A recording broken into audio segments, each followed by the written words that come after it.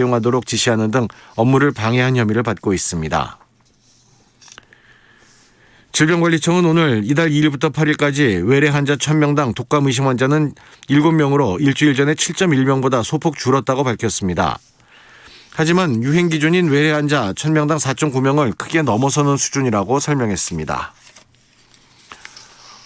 오늘과 내일은 전국에 가끔 구름이 많이 끼겠습니다. 내륙 지역은 낮과 밤의 기온차가 15도 이상으로 커지고 있어 일교차 변화에 주의해야 합니다. 또 큰 일교차로 인해 내일 아침 내륙 지역에는 짙은 안개가 낄 것으로 보입니다. 내일 아침 기온은 서울이 13도 등 전국이 8도에서 16도로 오늘과 비슷하겠습니다. 낮 기온은 서울이 24도 등 전국이 21도에서 25도로 오늘과 비슷하거나 조금 높겠습니다. 서울은 지금 21.7도입니다. 지금까지 성세정입니다. KBS.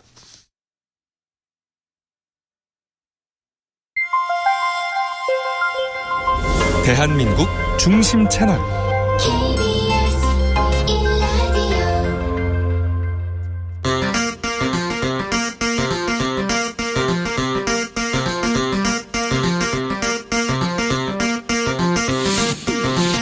주진우 라이브.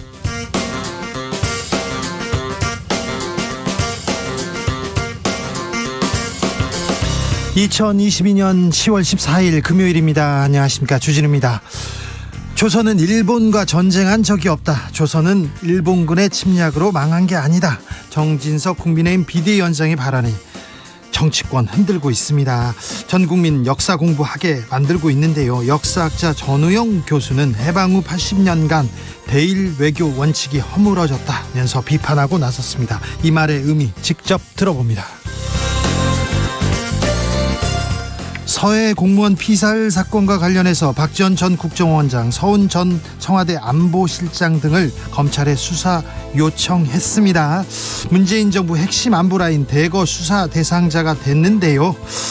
관련해서 박지원 전 국정원장한테 직접 들어보겠습니다. 암흑의 시대, 우리말도 이름도 꿈도 빼앗긴 청년들이 있습니다. 죽는 날까지 하늘을 우러러 한 점 부끄럼 없기를 잎새이는 바람에도 괴로워했던 이들, 일제강점기 시대를 살아낸 두 청년의 이야기, 동주 라이너의 시사회에서 들려드리겠습니다. 나비처럼 날아 벌처럼 쏜다. 여기는 주진우 라이브입니다. 오늘도 자중자애, 겸손하고 진정성 있게 여러분과 함께 하겠습니다. 출범 40주년을 맞는 프로야구 올 시즌을 마치고 지금 포스트 시즌 지금 계속되고 있습니다. 국민타자 이승엽 KBO 홍보대사가 삼성의 간판 타자였는데 두산 베어스 감독으로 선임됐습니다. 이거 어떻게 된 일이야? 그러니까 승엽이는요, 열심히 하겠습니다 이렇게 얘기했습니다. 종범이 형입니다. 이분은 이종범 LG 2군 감독인데요. 몇 년 전만 해도 아이고 정우가 나 따라오려면 멀었어. 그런데 지금은 정우 아버지로 불린다고 합니다. 키움 히어로즈의 이정우 선수는 타격 5관왕에 올랐습니다. MVP 바짝 앞으로 이렇게 다가 있는 선수인데요. KT 박병호 선수는 홈런 잘 많이 때려서 최다 홈런 기록 계속 경신하고 있죠. SSG가 정규리그 우승했지만 SSG 구단보다 구단주가 더 유명합니다. 일배 논란, 멸콩 논란, 각종 설화를 막 일으켰는데요. 프로야구 가을 축제의 막이 올랐습니다. 여러분들은 어떤 팀 응원하세요? 야구장에서 어떤 추억 있습니까? 응원하면서 어떤 얘기 하시는지 그런 얘기 들어보겠습니다. 야구 얘기 들어보겠습니다. 어찌됐든 한화팬, 롯데팬 올해도 고생 많으셨습니다. 훌륭한 인격자들임을 제가 인정하고요. 한화팬, 롯데팬들에게 응원과 존경의 말씀도 드리겠습니다. 네. 기아팬도 마찬가지입니다. 네. 샵 9730, 짧은 문자 50원, 긴 문자 100원, 콩으로 보내시면 무료입니다. 나와 야구 얘기 이렇게 해주시면 됩니다. 그리고요. 네. 전화가 올 수 있어요. 02로 걸려오는 전화가 올 수 있습니다. 0584님, 금요일 저녁에는요, 주진우 라이브 함께 버스 운행하면서 즐겁게 청취하는데 교통정체 심합니다. 이렇게 얘기하는데, 네. 아무튼 02로 전화가 오면요, 보이스피싱이 있을 수 있으니까, 네. 조심하시고, 그럴 때마다 주진우 라이브요. 이렇게 얘기하면 됩니다. KBS 1라디오, 5시부터 7시 주진우 라이브 이렇게 외치면, 보이스피싱에 도움이 된다는 거. 네, 조심스럽게 말씀드립니다. 그냥 그렇다고요. 네, 그럼 주진우 라이브 시작하겠습니다.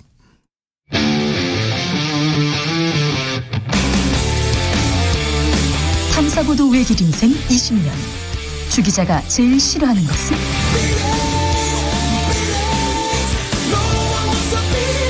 이 세상에서 비리와 부리가 사라지는 그날까지.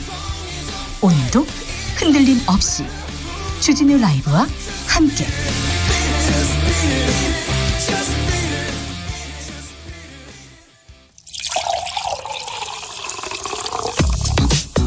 진짜 중요한 뉴스만 쭉 뽑아냈습니다. 주스 정상근 기자 어서 오세요. 안녕하십니까? 네, 정상근 기자는 네. 핸드폰에 입력된 이름 모르는 번호는 잘 안 받죠. 모르는 번호 잘 안 받습니다. 그렇죠. 네. 02로 걸려오면 잘 안 받죠. 02로 걸려오는 건 받습니다. 받습니까? 네. 네. 청취율 조사이기 때문이죠. 그렇죠. 네. 주진우 라이브. 네. 네. 크게 외쳐야죠. 주진우 라이브입니다. 네. 자, 첫 번째 뉴스부터 가봅니다. 북한이 또 사격을 했습니다. 이번에는 군사 완충 지역에 포격을 했습니까? 네, 북한은 오늘 오전 1시 20분쯤부터 1시 25분쯤까지 황해도 마장동 일대에서 서해상으로 130여 발, 그리고 2시 57분쯤부터 3시 7분쯤까지 강원도 구읍리 일대에서 동해상으로 40여 발의 포병 사격을 가했습니다. 그런데 이 사격의 탄착 지점이 9.19 합의에 따른 해상 완충구역 이내였습니다. 이 9.19 합의서는 이 완충구역 내에서 해상 사격이나 훈련 등을 금지하고 있습니다. 우리는 어떻게 대응했습니까? 네, 국방부는 오늘 오전 9시 서해지구 군 통신선을 통해 북측의 도발이 9.19 군사합의 위반임을 지적하고 합의 준수, 재발 방지를 촉구하는 내용으로 장성급 군사회담 수석대표 명의의 대북 전통문을 발송했다라고 밝혔습니다. 네. 합동참모본부는 성명을 통해 북한의 합의 위반과 지속적인 도발에 대해 엄중하게 경고하며 이를 즉각 중단할 것을 강력히 촉구한다라고 밝혔습니다. 우리 정부는 엄중 경고하면서 전통문을 보내가지고 대화 재발 방지 이렇게 얘기했습니다. 윤석열 대통령도 입장을 냈어요? 네, 윤석열 대통령은 오늘 출근길 기자들과 만난 자리에서 북한의 9.19 합의 위반에 대해 하나하나 다 검토하고 있다라면서 이 국민들께서 일치된 마음으로 확고한 대적관과 헌법 수호 정신을 갖는 것이 안보에 중요하다라고 말했습니다. 네. 다만 선제 타격에 대한 기자의 질문이 나왔는데요. 무슨 그런 얘기를 하고 계시느냐라고 일축했습니다. 선제 타격에 대해서 무슨 그런 말을 하시냐 이렇게 얘기했습니다. 적절한 얘기인 것 같습니다. 선제 타격이란 이런 소리는 아예 꺼내지 말아야 합니다. 그런데 정부가 대북 제재를 독자적으로 하겠다 이런 얘기도 좀 했어요. 네, 정부는 핵미사일 개발 및 제재 회피에 기여한 북한 인사 15명, 기관 16곳을 독자 제재 대상으로 추가 지정한다라고 밝혔습니다. 한국 정부가 대북 독자 제재 조치에 나선 것은 약 5년 만인데요. 문재인 정부였던 2017년 이 북한의 대륙간 탄도미사일 발사에 대응해서 20개 단체와 북한 인사 12명을 제재했던 바 있습니다. 그런데요, 대통령실에서 핵 관련된 얘기를 계속 꺼냅니다. 어떤 얘기 또 나왔어요? 네, 대통령실 고위 관계자가 오늘 연합뉴스와의 통화에서 한미 간 핵무기 운용 연습 정례화에 대한 질문을 받고 모든 가능성을 열어놓고 의견을 듣고 검토하고 있다라고 했고요. 또 다른 고위 관계자는 북한 정권을 지상, 해상, 공중에서 최대로 압박하는 방안을 다각도로 살펴보는 중이라고 밝혔습니다. 모든 가능성 다각도로 살펴본다. 계속 수위를 높입니다. 식민사관에서 이어진 핵무장 논란 계속 이어집니다. 모든 종류의 한반도 위기, 공포를 조장하는 행위들, 발언들 단호하게 반대합니다. 핵우산 실질화하겠다 이런 얘기를 계속하는데 평화보다 더 중요한 것은 없다. 평화가 법이고 밥이다. 이런 얘기 다시 한번 강조해 봅니다. 윤 대통령 오늘 김문수 경사노위 위원장에 대한 입장도 밝혔어요. 네, 문재인 전 대통령을 김일성주의자라고 말해 논란을 일으킨 김문수 경제사회노동위원장을 두고 야권의 비판이 이어지고 있는데요. 윤석열 대통령은 김문수 위원장이 70년대 말에서 80년대에 실제로 우리 노동 현장을 뛴 분이라며 현장을 잘 아는 분이라고 신뢰를 거두지 않았습니다. 잠깐만요. 현장을 아주 잘 안다는데 70년대에서 80년대 그게 지금 40년이 넘는 이야기인데 그럼 40년 전에 저도 아동 현장 초등교육 현장 좀 압니다. 그런데 40여 년 전 얘기를 노동을 잘한다 이렇게 얘기하는데 노동자의 파업에 대해서 손해배상 소송이 특효약이다 이렇게 얘기하는데 이게 노동 현장을 잘 아는 얘기인지 김문수 위원장께서 그런 극단적인 얘기를 했는데 두둔하고 나서면 국민들은 이게 대통령이 이런 생각을 하고 있나 이렇게 생각할 수도 있는데 여러 생각이 듭니다. 어제였죠. 윤 대통령이 새마을운동 정치 이거 제 정치 비전과 정확히 일치합니다 이렇게 얘기했는데 새마을운동이 1970년대 있었던 운동인데 그 비전과 지금 일치하면 아이고 국민들은 어떻게 생각할까 고민해 봅니다. 정부가 유산취득세 도입하겠다는 입장을 밝혔어요. 유산취득세라고요. 이거 부자 감세라는 얘기 바로 나옵니다. 네, 기획재정부는 오늘 상속세 유산 취득 과세 체계 도입을 위한 전문가 태스크포스를 구성하고 오늘 첫 회의를 개최했다라고 밝혔습니다. 유산 취득세는 전체 유산이 아니라 이 상속인 개인의 유산 취득분에만 매기는 세금인데요. 현행 상속세는 전체 유산에 매기는 유산세 방식을 채택하고 있는데 이를 상속받는 개인에게 각자 상속세를 부과하게 되면 이 누진세율이 적용되는 상속세의 특성상 이 세 부담이 줄어들 가능성이 높습니다. 자, 유산을 받는 사람들이 얼마나 될까요? 이건희 회장 돌아가셨을 때 어떻게 유산 세금 나온다 계속 얘기가 나왔었는데 알겠어요. 이 유산 취득세 정부가 만지작거린다 알겠는데 지금 금리 올라가고 환율 올라가고 물가 올라가고 서민들은 더 살기 어렵다고 얘기합니다. 코로나 시대에 어렵잖아요, 서민들은. 근데 코로나 시대에 부자들은 더 부자가 됐고 가난한 사람들은 더 어려워졌는데 왜 가난한 사람들, 서민들을 위해서 이런 뭘 도입하겠다 이런 얘기는 안 나오는지 좀 묻고 싶습니다. 좀 부탁드리겠습니다. 독일의 유력 일간지가 정부의 여성가족부 폐지 방침을 비판했습니다. 네, 독일의 유력 일간지인 프랑크푸르터 룬트샤우는 현지 시간으로 12일 윤석열 대통령이 여성가족부를 폐지하려 한다는 내용의 기사를 지면과 인터넷판에 실었습니다. 네.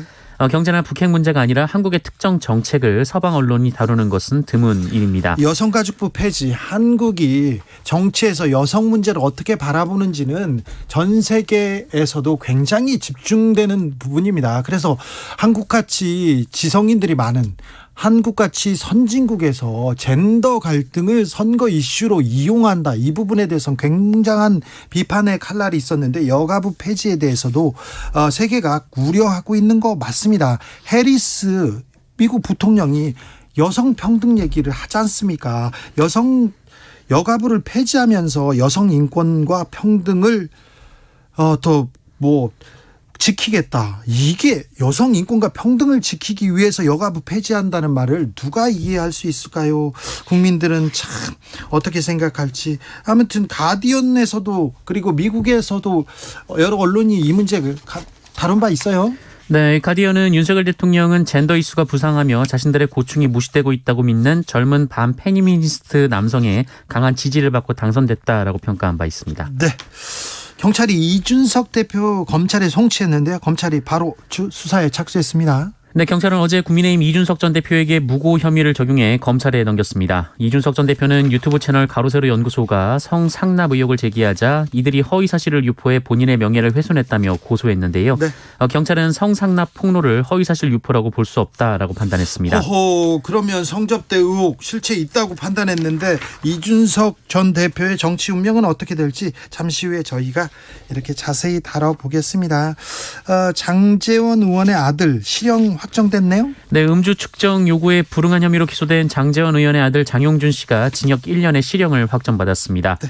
네, 장영준 씨는 지난해 9월 18일 오후 서울 서초구 성모병원 사거리에서 승용차를 운전하다가 접촉사고를 냈고 경찰관 음주 측정 요구에 불응하며 경찰관을 머리로 들이받은 바 있습니다. 경찰을 들이받았습니다. 그리고 이번이 첫 번째가 아니었는데요. 아무튼 지난달에 석방돼 가지고 장영준 씨는 자유의 몸이 되어 있습니다. 코로나 상황 어떻습니까? 네, 오늘 코로나19 신규 확진자 수는 23,583명이었습니다. 어제보다 3,300여 명 정도 적습니다만 일주일 전과 비교하면 1,200명 정도가 늘었습니다. 자, 그러니까 1,200명 늘었어요. 그러니까 조심하셔야 됩니다. 각별히 이번 주말 건강하고 안전하게 계시길 바라겠습니다. 주스 정상근 기자 함께했습니다. 감사합니다. 고맙습니다. 야구 사랑해요. 야구에 대한 추억들 너무 많지요. 얘기하는데 많은 의견 보내십니다. 0328님, 저는 수십 년간 LG팬이었습니다. LG팬도 존경합니다. 하지만 그동안 LG팬이라고 자랑스럽게 말하지 못하고 살아왔어요. 그렇죠. 투산한테 이렇게 눌려 산 게 얼마입니까? 근데 이제 어깨 좀 펴고 살아도 되는 거겠죠. LG 가을 야구 화이팅. 유광 점퍼 입고 어깨 쫙 펴고 응원 가겠습니다. 네, LG 화이팅 얘기합니다. 3245님, 중3 때 해태 타이거즈 응원하러 광주 무등경기장 도시락 싸서 담 넘어가다가 친구 둘이랑 걸려가지고 혼난 기억납니다. 35년 전 얘기입니다. 도시락 싸는 것까지는 좋았는데 응원도 좋았는데 왜 담 넘어가요? 네. 0174님, 두산 팬인데요. 오재헌도 김태형 감독도 가고 가을 야구도 없고 참 오랜만에 느끼는 한가함입니다. 새로운 이승엽 감독 환영합니다. 2023년 기대해 봅니다. 그렇죠? 두산이 왕조를 이뤄가지고 한국 시리즈 그냥 매번 나갔죠. 몇 년 연속 나갔습니까? 그런데 이번에는 포스트 시즌에서 두산을 보지 못하다니. 김태형 감독 대단한 승부사고 용장이었고 지략 대단했는데 아무튼 이승엽 감독의 두산을 어떻게 벌써부터 설렌다 그런 분들 많습니다. 0900님, 제주에 산다는 이유 하나만으로 50 다 되도록 야구장 한번 못 가본 한 사람입니다. 게다가 94년 LG가 우승하던 해 마지막 7차전이던 10월 24일 입대로 한 달 후에나 우승 소식을 접했던 아픔도 있습니다. 이번에는 꼭 우승하길 기원합니다. LG 아자아자 얘기합니다. 네. 7209님, 저는요 10년 전에요 잠실 야구장 15,000 관중 앞에서 프로포즈 했습니다. 결혼에 성공해서 잘 살고 있어요. 그래요? 지금도 온 가족이 직관 가서 응원하고 있어요 얘기합니다. 15,000 관중에서 프로포즈, 네, 대단하십니다. 네. 마이쭈님께서 하나팬이 남자친구로 최고를 알았던데 정말입니다. 하나팬이라면 은근과 끈기, 성실 이런 면에서 모든 점에서 최고 점수를 주고 일단 시작해야 됩니다. 하나 팬들은 일단 최고라는 건 한번 말씀드리고 가겠습니다. 롯데 팬 못지 않습니다. 네.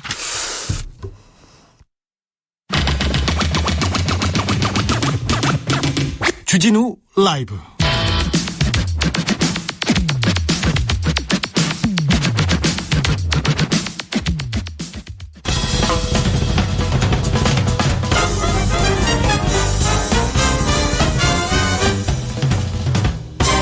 훅 인터뷰. 모두를 향한 모두의 궁금증 훅 인터뷰. 일본은 조선 왕조와 전쟁을 한 적 없다. 조선은 일본군 침략으로 망한 것이 아니다. 국민의힘 정진석 비대위원장의 발언 일파만파 커지고 있는데요. 역사학자 전우영은 이렇게 일갈합니다. 침략자의 교과서 조선총독부가 간행한 조선사 교과서 내용을 아주 충실히 요약했다. 역사학자 전우영 교수님 모셨습니다. 안녕하세요. 네, 안녕하세요. 네. 정진석 위원장의 말, 그리고 나서 식민사관이다. 이거 국민들의 비판이 있다 얘기하니까 진실을 왜곡하고 호도하지 마라. 식민사관이 아니라 역사 그 자체다. 공부 좀 해라. 이렇게 얘기했는데 어떻게 들으셨습니까? 그분이 어디서 공부를 하셨는지 혹은 언제 공부를 하셨는지 잘 모르겠어요. 저보다 나이가 많지는 않으신데 네.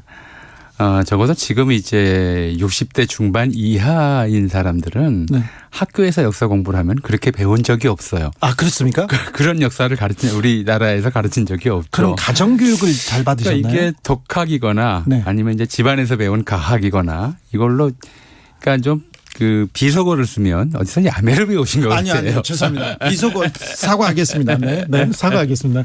그래요? 예. 어디서 잘못 배우신 것 어디서 같아요. 좀 잘못 배우셨지 네. 않았나 뭐 이런 생각이 좀 듭니다. 자, 그럼 팩트 체크 좀 해주세요. 조선이 왜 망했을까? 조선은 뭐 안에서 썩어서 문드러져서 망했다. 이 부분은 어떻습니까? 이제 1960년대 후반이 우리 학계에서 또 우리 사회에서 식민사학 비판을 위한 이제 비판론이 때도 되고 그를 위한 연구가 굉장히 많이 축적이 되었어요. 네. 그래서 이제 조선 후기부터 우리 사회 내부에 근대화의 싹이 터왔었고 네. 또 일본에 의해 강제 개항을 당한 이후에도 네. 자주적 근대화를 위한 이제 노력을 끊이지 않았다. 근데 네. 그런 이제 노력을 그때마다 방해한 것이 일본 이제 침략 세력이었기 때문에 네. 일본의 이제 무력을 동반한 네. 방해가 한국 근대화 실패의 굉장히 중요한 요인이다라고 하는 것은 이미 이제 교과서적 사실이 돼 있고요. 예. 또 설령 그것이 실패해서 이제 조선 왕조가 망했다고 대한제국의 황실이 망했다 하더라도 예. 그걸 망하게 만들 수 있는 사람은 누구여야 할까요? 아니 조선의 백성이거나 뭐 정치 세력이거나 혁명 세력이거나 그래야죠. 우리가 뭐 신라 왕실이 썩어서 망했다. 고려 왕실이 썩어서 망했다 이렇게 얘기할 수는 있어요. 하지만 그 제 정통성을 이어가야 하는 것은 네. 한국 땅에 사는 한국 사람들이란 말이에요. 예? 그러니까 동학농민혁명으로 조선 왕조가 망할 수도 있었어요. 예? 가령. 예. 그렇게 해서 새 왕조가 서든 아니면 새로운 이제 공화국 형태의 나라가 서든 간에 그것은 우리 주권에 관한 문제잖아요. 네. 근데 그걸 이제 일본이 집어삼킨 것에 대해서 그러니까 첫 번째로는 대한제국의 근대화 조선 후기부터 대한제국 시기에 이르는 근대화 정책을 방해한 것이 일본이었다고 하는 점이고 주로 두 번째로는 이제 설령 그렇게 이제 권력 자체를 정권 자체를 유지하기 힘들 정도로 뭐 되어서 했다더러? 망했다 하더라도 그것을 일본이 먹은 것을 정당화할 수 있는 논건 될 수 없는 자, 거죠. 조선은 안에서 썩어 문드러져서 망했다. 그렇게 볼 수도 있지 않을까? 그럴 수도 있는데 일본은 조선 왕조와 전쟁을 한 적이 없다. 이거는 자, 정상적으로 이제 형식적으로 얘기를 하자면 조선 군대나 대한제국 군대가 이제 정식 교전 선전포고를 하고 네. 상호 전쟁을 한 적은 없죠. 하지만 이제 전쟁과 같은 행위들, 예컨대 군대 해산 당시에 대한제국 군인들이 이제 일본과 싸웠다든가 네. 또 그 전후로 일본군을 몰아내기 위한 의병 전쟁이 치열하게 벌어졌다든가. 자, 예를 들어 이런 거죠. 안중근 의사가 이토 히로부미를 척살하고 나서 네. 일본 검사관에게 이제 본인의 이토 히로부미를 처단한 이유를 설명하면서 네. 나는 대한의군 참모중장 자격으로 네. 처단했다. 이런 역사들이죠. 그렇죠. 이런 역사 사실 자체를 부인하는 것이고 몰랐다고 얘기를 하는 거죠. 쉽게 말하면. 9838님께서 정진석 위원장 혹시 일본에서 역사 공부한 거 아닐까요? 속상합니다. 얘기했는데 조선 총독부가 간행한 조선사 교과서 내용을 충실하게 요약했다. 이런 지적이 있는데 조선 총독부가 만든 조선사 어떤 내용입니까? 그러니까 조선 총독부는 이제 한국을 식민지화하고 나서 강점하고 나서 한국인들에게 일본 식민지화의 정당성과 합법성 이런 것들을 강변하기 위해서 그러니까 이제 역사적 논설이 아니라 정치적 수사로서 네.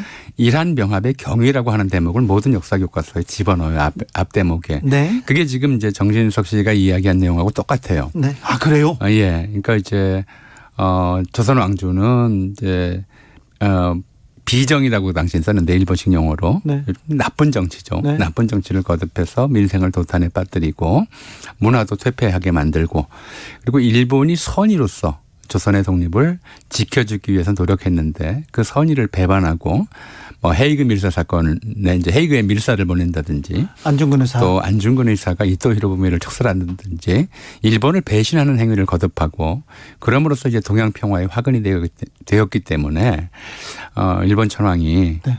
아주 너그러운 마음으로 한국인들을 문명의 길로 이제 이끌어주기 위해서 예. 병합 조치를 단행한 것이다. 이건 일본을 위해서 한 것이 아니라 한국인을 위해서 한 것이고 일본은 전혀 이제 무력을 쓴 것이 아니라 한국인 스스로가 예. 망하는 길로 갔던 것이다. 이런 식의 이야기를 이제 다 넣어놨거든요. 네. 그러니까 일종의 정치적 수사라고 말씀드렸던 것은 역사적 근거를 가지고 쓴 것은 아니고 이제 일종의 한국 식민지화의 정당성을 주장하기 위해서 쓴 것인데 네. 그 다음에 이제 일들은 이제 역사학자들의 임무가 되는 것이죠. 네.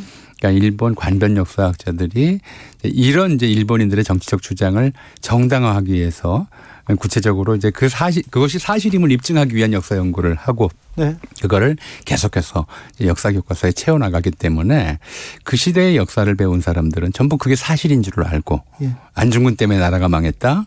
해이금 이준 때문에 나라가 망했다. 이렇게 생각하고 살아왔던 거죠. 네. 역사 공부를 많이 하신 전우영 선생님, 공부를 많이 하면 정진석 비대위원장의 발언을 이해할 수 있을까요? 이해를 할 수가 없죠.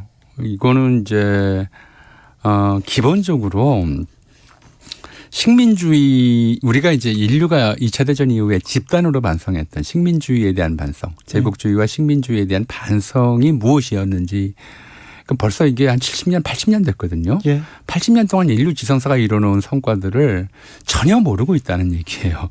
그러니까 이제 이해가 안 되는 거죠. 지진, 학습 지진이라 하더라도 5년, 10년 정도의 지진은 있을 수가 있는데 80년을 이제 건너뛰었다, 과거로 돌아갔다라고 하는 거는 좀 납득하기 어려운 그런 역사관이죠. 80년을 뒤로 돌렸다. 그런데요, 만약에 자민당 대표가 정진석 위원장하고 똑같은 얘기를 했더라도 우리가 받아들일 수 없을 텐데요. 정부 여당의 대표가 이 얘기를 했습니다. 이 부분은 대일 외교 원칙에도 굉장한 위해를 가할 것이다 우려하셨습니다. 지금 이제 우리 언론들이 대개 국내 정쟁의 소재로서 이 문제를 다루고 있어서 저는 핀트를 잘못 잡았다고 생각을 해요. 예? 그러니까 해방 이후에 이승만 정권에서든 박정희 정권에서든 그 이후 역대 정권에서도 대일 외교의 기본 원칙은 일본의 한국 식민지화는 한국민의 의사에 반해서 네. 강압적으로 이루어진 불법적인 행위이며 그렇죠. 식민지 지배 기간 동안에 반인도적인 행위를 통해서 한국인의 존엄성과 인권을 탄압해 왔기 때문에 그 부분은 예. 명백한 팩트지 않습니까? 예, 뭐 평가할 게 아니라 그냥 팩트지 그에 대해 않습니까? 일본의 책임을 묻는다는 것이었어요. 늘 그래 왔던 것이고. 네. 그래서 우리가 이승만 정권 때 이제 미국의 강력한 요구가 권유가 있었음에도 한일 협정이 타결되지 않은 것도 그런 문제 때문이었고. 예. 박정희 정권 때 우리가 미흡하다고 얘기는 하고 있지만 그래도 청구권 자금이라는 명목으로 우리가 청구할 게 있다는 거는 이제 배상을 요구할 수 있다는 거잖아요. 일본이 잘못했다는 일본의 거고. 잘못에 대한 인정이라고 하는 것은 미흡하면 이제 전제로 했던 거란 말이에요.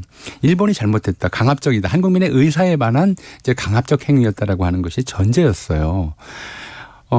한국 예컨대 정치인들 중에서 이런 비슷한 얘기를 한 사람이 없지는 않았지만 그야말로 해프닝인데 이번 발언은 이제 여당, 집권 여당의 비대위원장 사실상의 당대표 입에서 공언했던 내용이고요. 예. 이 내용은 한국 대일외교 80년의 기본 원칙을 허무는 발언이라고 저는 생각을 하거든요. 이제 언론이 지금 주목해야 될 점은 그거예요. 아직은 이제 이것이 국내 정쟁으로서만 논의가 되고 있지만 향후 일본에서 이 주장을 똑같이 한다면 네. 그동안 이런 류의 주장이 일본의 식민지배가 한국의 발전을 이끌었다든지 일본은 식민지화 과정에서 강압이나 무력을 사용한 적이 없다든지 이런 이야기를 일본 정치인이 했을 때 망언이라고 우리가 규탄했죠. 우리는 망언이라고 규탄했고 또 심지어 이제 어떤 분들은 이제 항의 집회에 나가서 할복 퍼포먼스 그렇죠. 하고 네. 이럴 정도였어요. 네, 네. 단지 할복 네. 설서. 굉장히 극단적인 반응을 유발했던 그런 이제 사안이고 또 이런 것들 한국인의 대일 정서, 대일 감정이라고 하는 문제들이 현실적으로 존재하기 때문에 한국 정부가 일본에 대해서 마냥 굽히지 않을 수 있는 근거가 되었던 거거든요. 근데 이걸 우리 스스로가 이제 무너뜨리는 셈이죠. 집권 여당 대표가 이렇게 이야기함으로써 앞으로 일본의 어떤 정치인이 망언을 해도 네. 우리가 그걸 규탄할 자격이 있느냐라는 문제를 자문해야 될 것이고요. 그렇죠. 일본으로서도 이제 이 발언은 우리가 하는 얘기가 아니라 너희 나라의 네. 집권당 대표가 한 말이다라고 이제 얘기를 하면 그러니까 대일 외교에 우리가 굉장히 이제 강하게 나갈 수 있었던 우리가 억울하게 피해 보지 않을 수 있었던 이제 국민 정서라고 하는 담보. 네. 이걸 스스로 포기해버린 굉장히 외교적으로 나쁜 처사, 나쁘다기보다는 정말 자해 수준의 네. 그런 발언이다. 그래서 이거는 좀 아직 이제 이게 잠잠해지는 것처럼 이제 느껴지시겠지만 두고두고 한국 외교에 부담을 던질 거고요. 이 부담을 좀 줄이거나 없애기 위해서라도 네. 정진석 의원 스스로가 이 문제에 대해서 어떻게든 책임을 지고 이게 한국 정부의 공식적이거나 한국 국민들의 합치된 또는 다수의 의사가 아니라고 하는 것을 일본에 표명할 필요가 있다고 생각을 합니다. 해야죠. 해야 돼. 이게 저 역사 선생님이니까 이거 하나만 물어보겠습니다. 간단히 묻습니다. 시간이 다 돼가지고요. 신영복 선생님을 존경하면 김일성주의자입니까? 신영목 선생이 김일성 주의자인가요? 아니죠. 그렇죠. 그러니까 어떤 사람에게 어떤 주의자란 낙인을 찍고 그리고 나아가서 주의자이기 때문에 총살감이다라는 얘기까지 하려면 근거를 제시해야 될 거 아니에요. 네. 뭐 그의 어록이라든가 뭐 행실이라든가 이런 걸 가지고 근거를 제시해야 되는데 아무 근거도 없이 한국에서 김일성주의자라는 말은 그야말로 총살감이라는 말과 동의어예요. 네, 빨갱이라는 그렇게 얘기죠. 빨갱이도 심한 빨갱이죠. 네. 이렇게 얘기를 하려면 이제 그렇게 해서 사람을 죽여도 되는 사람으로 이제 매도하려면 근거가 있어야 하는데 아무 근거도 제시하지 않고 얘기를 하기 때문에 네. 이건 뭐 멀리 갈 필요도 없죠. 그냥 마녀 사냥인데 마녀 사냥꾼이라고 스스로 이제 자백한 네. 그런 발언이라고 봐야 될 것 같습니다. 알겠습니다. 정진석 비대위원장의 말이 지금은 우리 정치권에서 맴돌고 있지만 향후 한일 관계, 외교 관계, 사실 한일 관계가 지금 고착된 게 다 역사 문제 아닙니까? 그렇죠. 그런데 역사 문제에 굉장히 큰 파문을 일으켰다 이렇게 얘기하는데요. 정진석 비대위원장도 의 입장도 저희가 들어보려고 계속 노력하고 있습니다. 계속 추진하고 있는데 잘 안 오십니다. 여기까지 듣겠습니다. 역사학자 전우영 선생님이었습니다. 감사합니다. 교통정보센터 다녀오겠습니다. 임초희 씨. 네, 이 시각 교통정보입니다. 금요일답게 일찍부터 서울 시내 많이 막힙니다. 내부순환도로 성산 쪽 홍지문 터널 안 1차로에서 사고가 발생했습니다. 마장부터 정체가 심하던 상황이었고요. 마장램프에서 홍지문 터널 지나는데 30분 넘게 걸립니다. 또 사고 구간 지나서 성산램프까지도 정체가 극심하고요. 반대 성수 방향은 성산램프부터 홍지문 터널, 다시 정릉에서 종합문계점 쪽으로 어렵습니다. 북부간선도로 도심 쪽 거의 전 구간 속도를 못 내는데요. 구리시계부터 종암까지 30분 넘게 소요됩니다.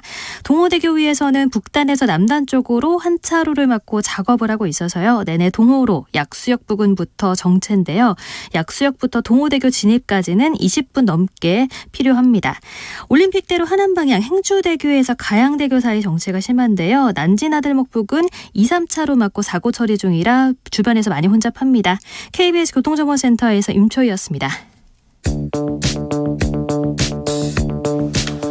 대한민국 정치의 새로운 100년을 준비한다. 21세기형 국회 싱크탱크 정치연구소 영앤영. 정치권에 보내는 고급진 정치 컨설팅, 오늘도 뜨겁게 분석해 보겠습니다. 영앤영의 또 다른 영입니다. 엄경영 시대정신연구소장, 어서 오세요. 네, 안녕하세요. 또 다른 영입니다. 최영일 평론가, 어서 오세요. 안녕하십니까? 네, 잘 계셨죠? 그럼요. 한동안 정치 이슈 뜨거웠는데 네. 뭐라고 해야 되나요? 말 실수, 말꼬리가 맞고 실수를 실수로 덮고 계속 네. 커져가는 그런 상황이었어요. 역사 공부 많이 했습니다. 요즘은 아침에 일어나면 순간이동해 있는 것 같아요. 어디로요? 80년 전으로요? 네, 그러니까 너무 이게 이슈가 많아서 네. 이 핵폭탄급 이슈가 매일 발생하니까 어안이 벙벙할 때가 많아요. 아침에 아니 그래서 일어났을 이제 때. 꼬꼬무 국감 이런 별명을 붙였던데 네. 꼬리에 꼬리를 무는 국감이다. 네. 이슈가 이슈를 덮고 인물이 인물을 덮고 말이 또 더 말을 센 덮고. 말에 덮이고 막 이러는데 뉴스에서 눈과 귀를 뗄 수가 없는 거예요. 매일. 그런데 조금 나쁜 거는요. 네. 사실 어찌 보면 대통령의 말, 그리고 권성동 의원의 말, 네. 정진석 비대위원장의 말의 수위나 네. 좀 정도가 좀 심해지고요. 지금은 핵무기나 핵무장까지 네네. 왔어요. 그리고 어디까지 갔냐면 그 활용 점정이랄까 나쁜 의미로 김문수 경산호 위원장 네. 무슨 김일성주의자, 총살감, 이게 지금 21세기 대한민국 국민들이 장관급 위원장에게 들어야 되는 말이냐. 그래서 아까 눈과 귀를 뉴스에서 뗄 수 없다고 말씀드렸는데 폐해는 뭐냐면 머리는 띵해져요. 이게 뭐냐? 이게 뭐지? 이걸 지금 이 정통 시사평론의 시각으로 해석을 해야 될 뉴스가 맞나? 저는 좀 난감할 때가 있습니다. 네, 말씀하셨으니까 한번 해보죠. 네, 김문수 이 경산호위 위원장 발언을 보면 네. 이분은 끊임없이 오른편으로 변신을 거듭한 분이거든요. 그렇죠. 아마 가장 왼쪽에서. 대한민국에서 가장 대표적인 그런 케이스인데 네. 제가 보니까 그게 한 3가지 원인이 있는 것 같아요. 일단은 박근혜 대통령 탄핵을 반대했어요. 네. 근데 그때만 해도 소수였잖아요. 예.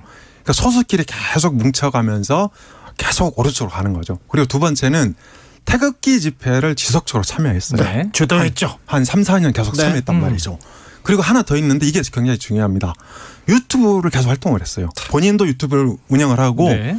주로 이제 보수 극우 성향의 유튜브에 출연해요. 네. 그런데 그러니까 문재인 대통령을 김일성주의자라고 표현하잖아요. 네. 근데 그냥 좀 부드럽게 사회주의자 이렇게 해도 되거든요. 아니 이미 저 문재인 전 대통령이 공산주의자다 이런 표현으로 네. 재판이 있었는데 무죄가 났어요. 예, 예. 왜냐하면 그 정도 직위에 있는 대한민국 대통령이라면 국민 중에 누구에게 그런 정도 비판은 사실이 아닐지라도 받을 수 있다 이런 취지예요. 사실이 네, 네. 아닐지라도. 이게 표현의 자유라고 생각해요 저는. 예를 들면 저의 주관적인 시각을 가지고 당신은 무슨 주의자지 그럴 수 있어요.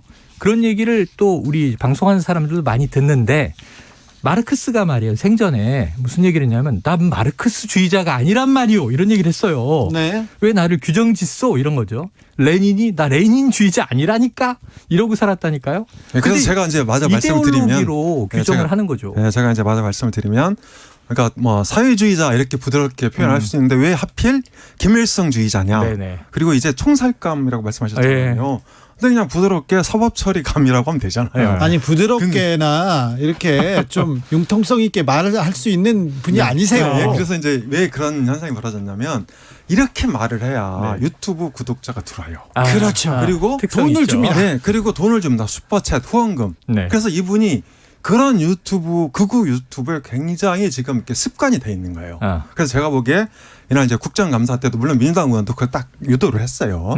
과거에 그 페이스북 이런 것들 거론하면서 그러니까 이걸 뱉어버린 거죠. 네, 그래서 이런 일이 벌어졌는데 우리나라 유튜브가 얼마나 편향성을 띌 수 있는지를 극단적으로 보여주는 사례다. 네.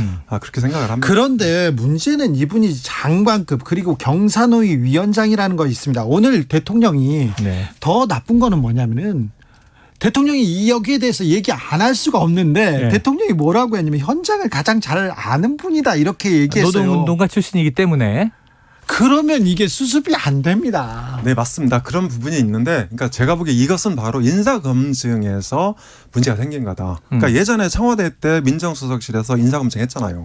이때는 뭐 정무수석실이라든지 홍보수석실이라든지 이렇게 같이 연계해서 교차 검증을 하거든요. 네. 그리고 사실 검증의 최고 수위는 정치적으로 판단하는 거예요. 이 사람을 발령했을 때 어떤 문제가 벌어지냐. 근데 지금 이제 법무부로 가 있단 말이에요. 법무부 인사정보관리단이잖아요. 근데 거기가 아무리 똑똑해도 정치적 판단을 하는 데가 아니거든요. 그냥 과거 발언. 그러니까 예를 들어서 저한테 검증을 맡기면 김문수가 운영하는 유튜브도 들어가 보겠어요. 그리고 김문수가 출연하는 기본으로 봐야죠. 뭐 가로세로 연구소 이런데 네. 들어가서 이 사람이 발언하는 거 다 체크를 해야죠. 그걸 들어가봐야 하나요? 네. 그냥 국민들도 대략 다 어떤 아는데. 곳이구나 다 감잡고 알고 있는 곳인데. 그래서 이제 들어가서 보고 디테일하게 그것을 모니터링 안 해도. 인사검증의 주요 판단 네네. 요인으로 제시를 해야 되는데 그런 것이 다 소개되어 있다. 그러니까 용산 대통령실의 정치 빈곤 내지는 정치 결핍이 빚은 참사다. 그렇게 볼 수 있죠. 그래서 저는 이게 결핍일까 사실은 몰라서였을까. 자, 김문수라는 인물은 대중적인 인물이에요. 네. 사실 2012년까지는 잘 나가던 정치인이에요. 그렇죠. 그러니까 예를 들면 노동운동가 출신인데 네. 이 부인하고 함께 노동운동을 했던 미담이 있고 이재호 상임 고문하고 함께 네. 보수로 전향했습니다만 보수에서 개혁의 목소리를 뭐 외치던 아니 정치인이었어요. 92년도 제가 생생한 기억에는 민중당을 창당해서 네. 대한민국에서 가장 급진적인 좌파 정당을 만들었던 분들이 그 이후에 이제 보수로 전향을 해서 이제 국회의원 배지 달고 김문수 전 지사는 3선했고 경기도지사 2번 연임했고 네. 대권 주자에 딱 올라가요. 근데 박근혜 후보에게 경선에서 밀리죠. 근데 경기도지사 시절에 이제 이른바 119 갑질 네. 사태가 벌어지면서 119 도지사 이분이 이후로는 뭐 대구 선거도 안 되고 서울에서 선거도 안 되고 몰락의 길을 걷다가 말씀하신 대로 유튜버로 극우적 발언으로 어찌 보면 이 어떤 사람들의 주목을 끄는 좀 묘한 이상한 인물이 돼버렸단 말이에요. 네. 근데 이번 정부에서 그런 분을 그것도 노사정위원회죠. 경사노위가 결국은 그 노동계와 재계, 산업계와 정부, 공익적인 역할을 절충해야 되는 사회적 대타협을 이뤄내는 지휘자로 역할을 맡겼다. 이분은 최근에 이 어떤 발언만 모아보면 강한 반노조주의자예요. 불법 파업의 손해배상 소송 특효약이다. 그래서 손해배상해야 된다 이렇게 얘기하신 분이. 쌍용차가 얼마나 가슴 아픈 사건인데 지금까지 그 이후로 자살 특공대라는 표현을 썼어요. 이거는 막말 망언인데 이거를 뻔히 알면서 기용을 한 이유. 그래서 저는 이건 김문수 위원장이라는 인물은 그런 캐릭터라 치고 인사권자의 책임이 너무나 커지는 대목이다. 민중당은 1990년에 창당됐습니다. 네, 92년까지 존재했고요. 자, 그렇죠. 그런데요. 92년 선거 때 나왔으니까. 엄경용 소장님이 지난번에도 말씀을 하셨는데 말실수, 막말이 나오고 나서 더 중요한 건 그 다음에 어떻게 대응하느냐에 따라 달라지지 그렇죠, 않습니까? 그렇죠. 그런데 이 막말이 나오자마자 이 막말에 대해서 얘기를 할 거 아니에요. 물어볼 거 아니에요. 그런데 뭐 현장을 잘 아시는 분, 7, 80년대 말 노동 현장을 잘 뛴 분 얘기를 하는데 사람들이 어떻게 볼 거냐면은 7, 80년이면 지금 4, 50년 됐어요. 그렇죠. 그렇습니다. 그런 지적도 일리가 있고요. 그러니까 일종의 유체 이탈 화법이라고 볼 수 있는데 근데 이제 문제는 대통령이 인사를 했단 말이죠. 네. 근데 그 인사한 지 지금 잉크도 안 말랐잖아요. 그러니까 네. 아침에 출근 문답에서 이걸 뒤집을 수가 없어요. 그래서 저는 김문수 위원장이 이미 리더십에 상처가 났다. 이번 국정감사에서. 그래서 이 경사노위를 제대로 이끌기가 어렵다고 봅니다. 그러니까 만약에 경사노위를 제대로 이끌려면 최소한 과거 경기도지사 시절로는 돌아가야 된다. 그렇지 않으면 이게 이제 현장에서 말빨이 안 먹힐 거라고 봅니다. 그런데 문제는 이 사람이 이제 그만둔다면 윤 대통령한테 이 상처를 최소화하고 본인의 상처도 최소화하는 시기를 이 좀 뒀다가 적당한 시기에 사퇴해야 되는 거 아닌가 그런 생각이 듭니다. 이미 상처를 막 주고 있는데요. 네. 그러니까 저는 시간이 가면 갈수록 네. 이 경사노위 본연의 이제 어떤 임무보다 정치적인 발언의 파장이 계속 커지고 이분은 또 물러날 생각이 없는 분이다 보니까 네. 경사노위 위원장 뭐 장관급이라고 한들 몇 년 하겠습니까? 임기를 대통령과 같이 하겠습니까? 언제든 교체될 수 있는 거죠. 그러면은 이번에 오랜만에 내가 높은 지위를 잡은 김에 지금 언론의 스포트라이트가 쏟아지고 있잖아요. 안 밀려요, 이분은. 네. 그러면은 윤석열 정부에는 대통령실에는 끊임없이 최악의 인사로 5점을 계속 남기다가 시간을 끌면 끌수록 줄 수 있는 타격 다 주고 나서 언론의 관심이 떨어지면 이분이 물러나. 그럼 딱 한 가지 장점이 있어요. 뭐냐면 김문수의 등장과 함께 다른 이슈가 다 묻혀버렸거든요. 며칠 동안. 그러니까 이슈를 덮는 효과는 있는데 경사노위 위원장이라는 직책이 이슈를 덮기 위해서 활용해야 되는 자리냐 이거죠. 그렇죠. 정무적으로. 여긴 또 본연의 역할들이 있는 겁니다. 그러니까 지금 기관장들 나가라고 얘기하는 권성동 의원 같은 분이 아니 비전과 노선이 현 정부와 맞지 않는 전 정부 인사들이 왜 그 자리 지키고 있어 하고 대놓고 나가라고 쏘잖아요.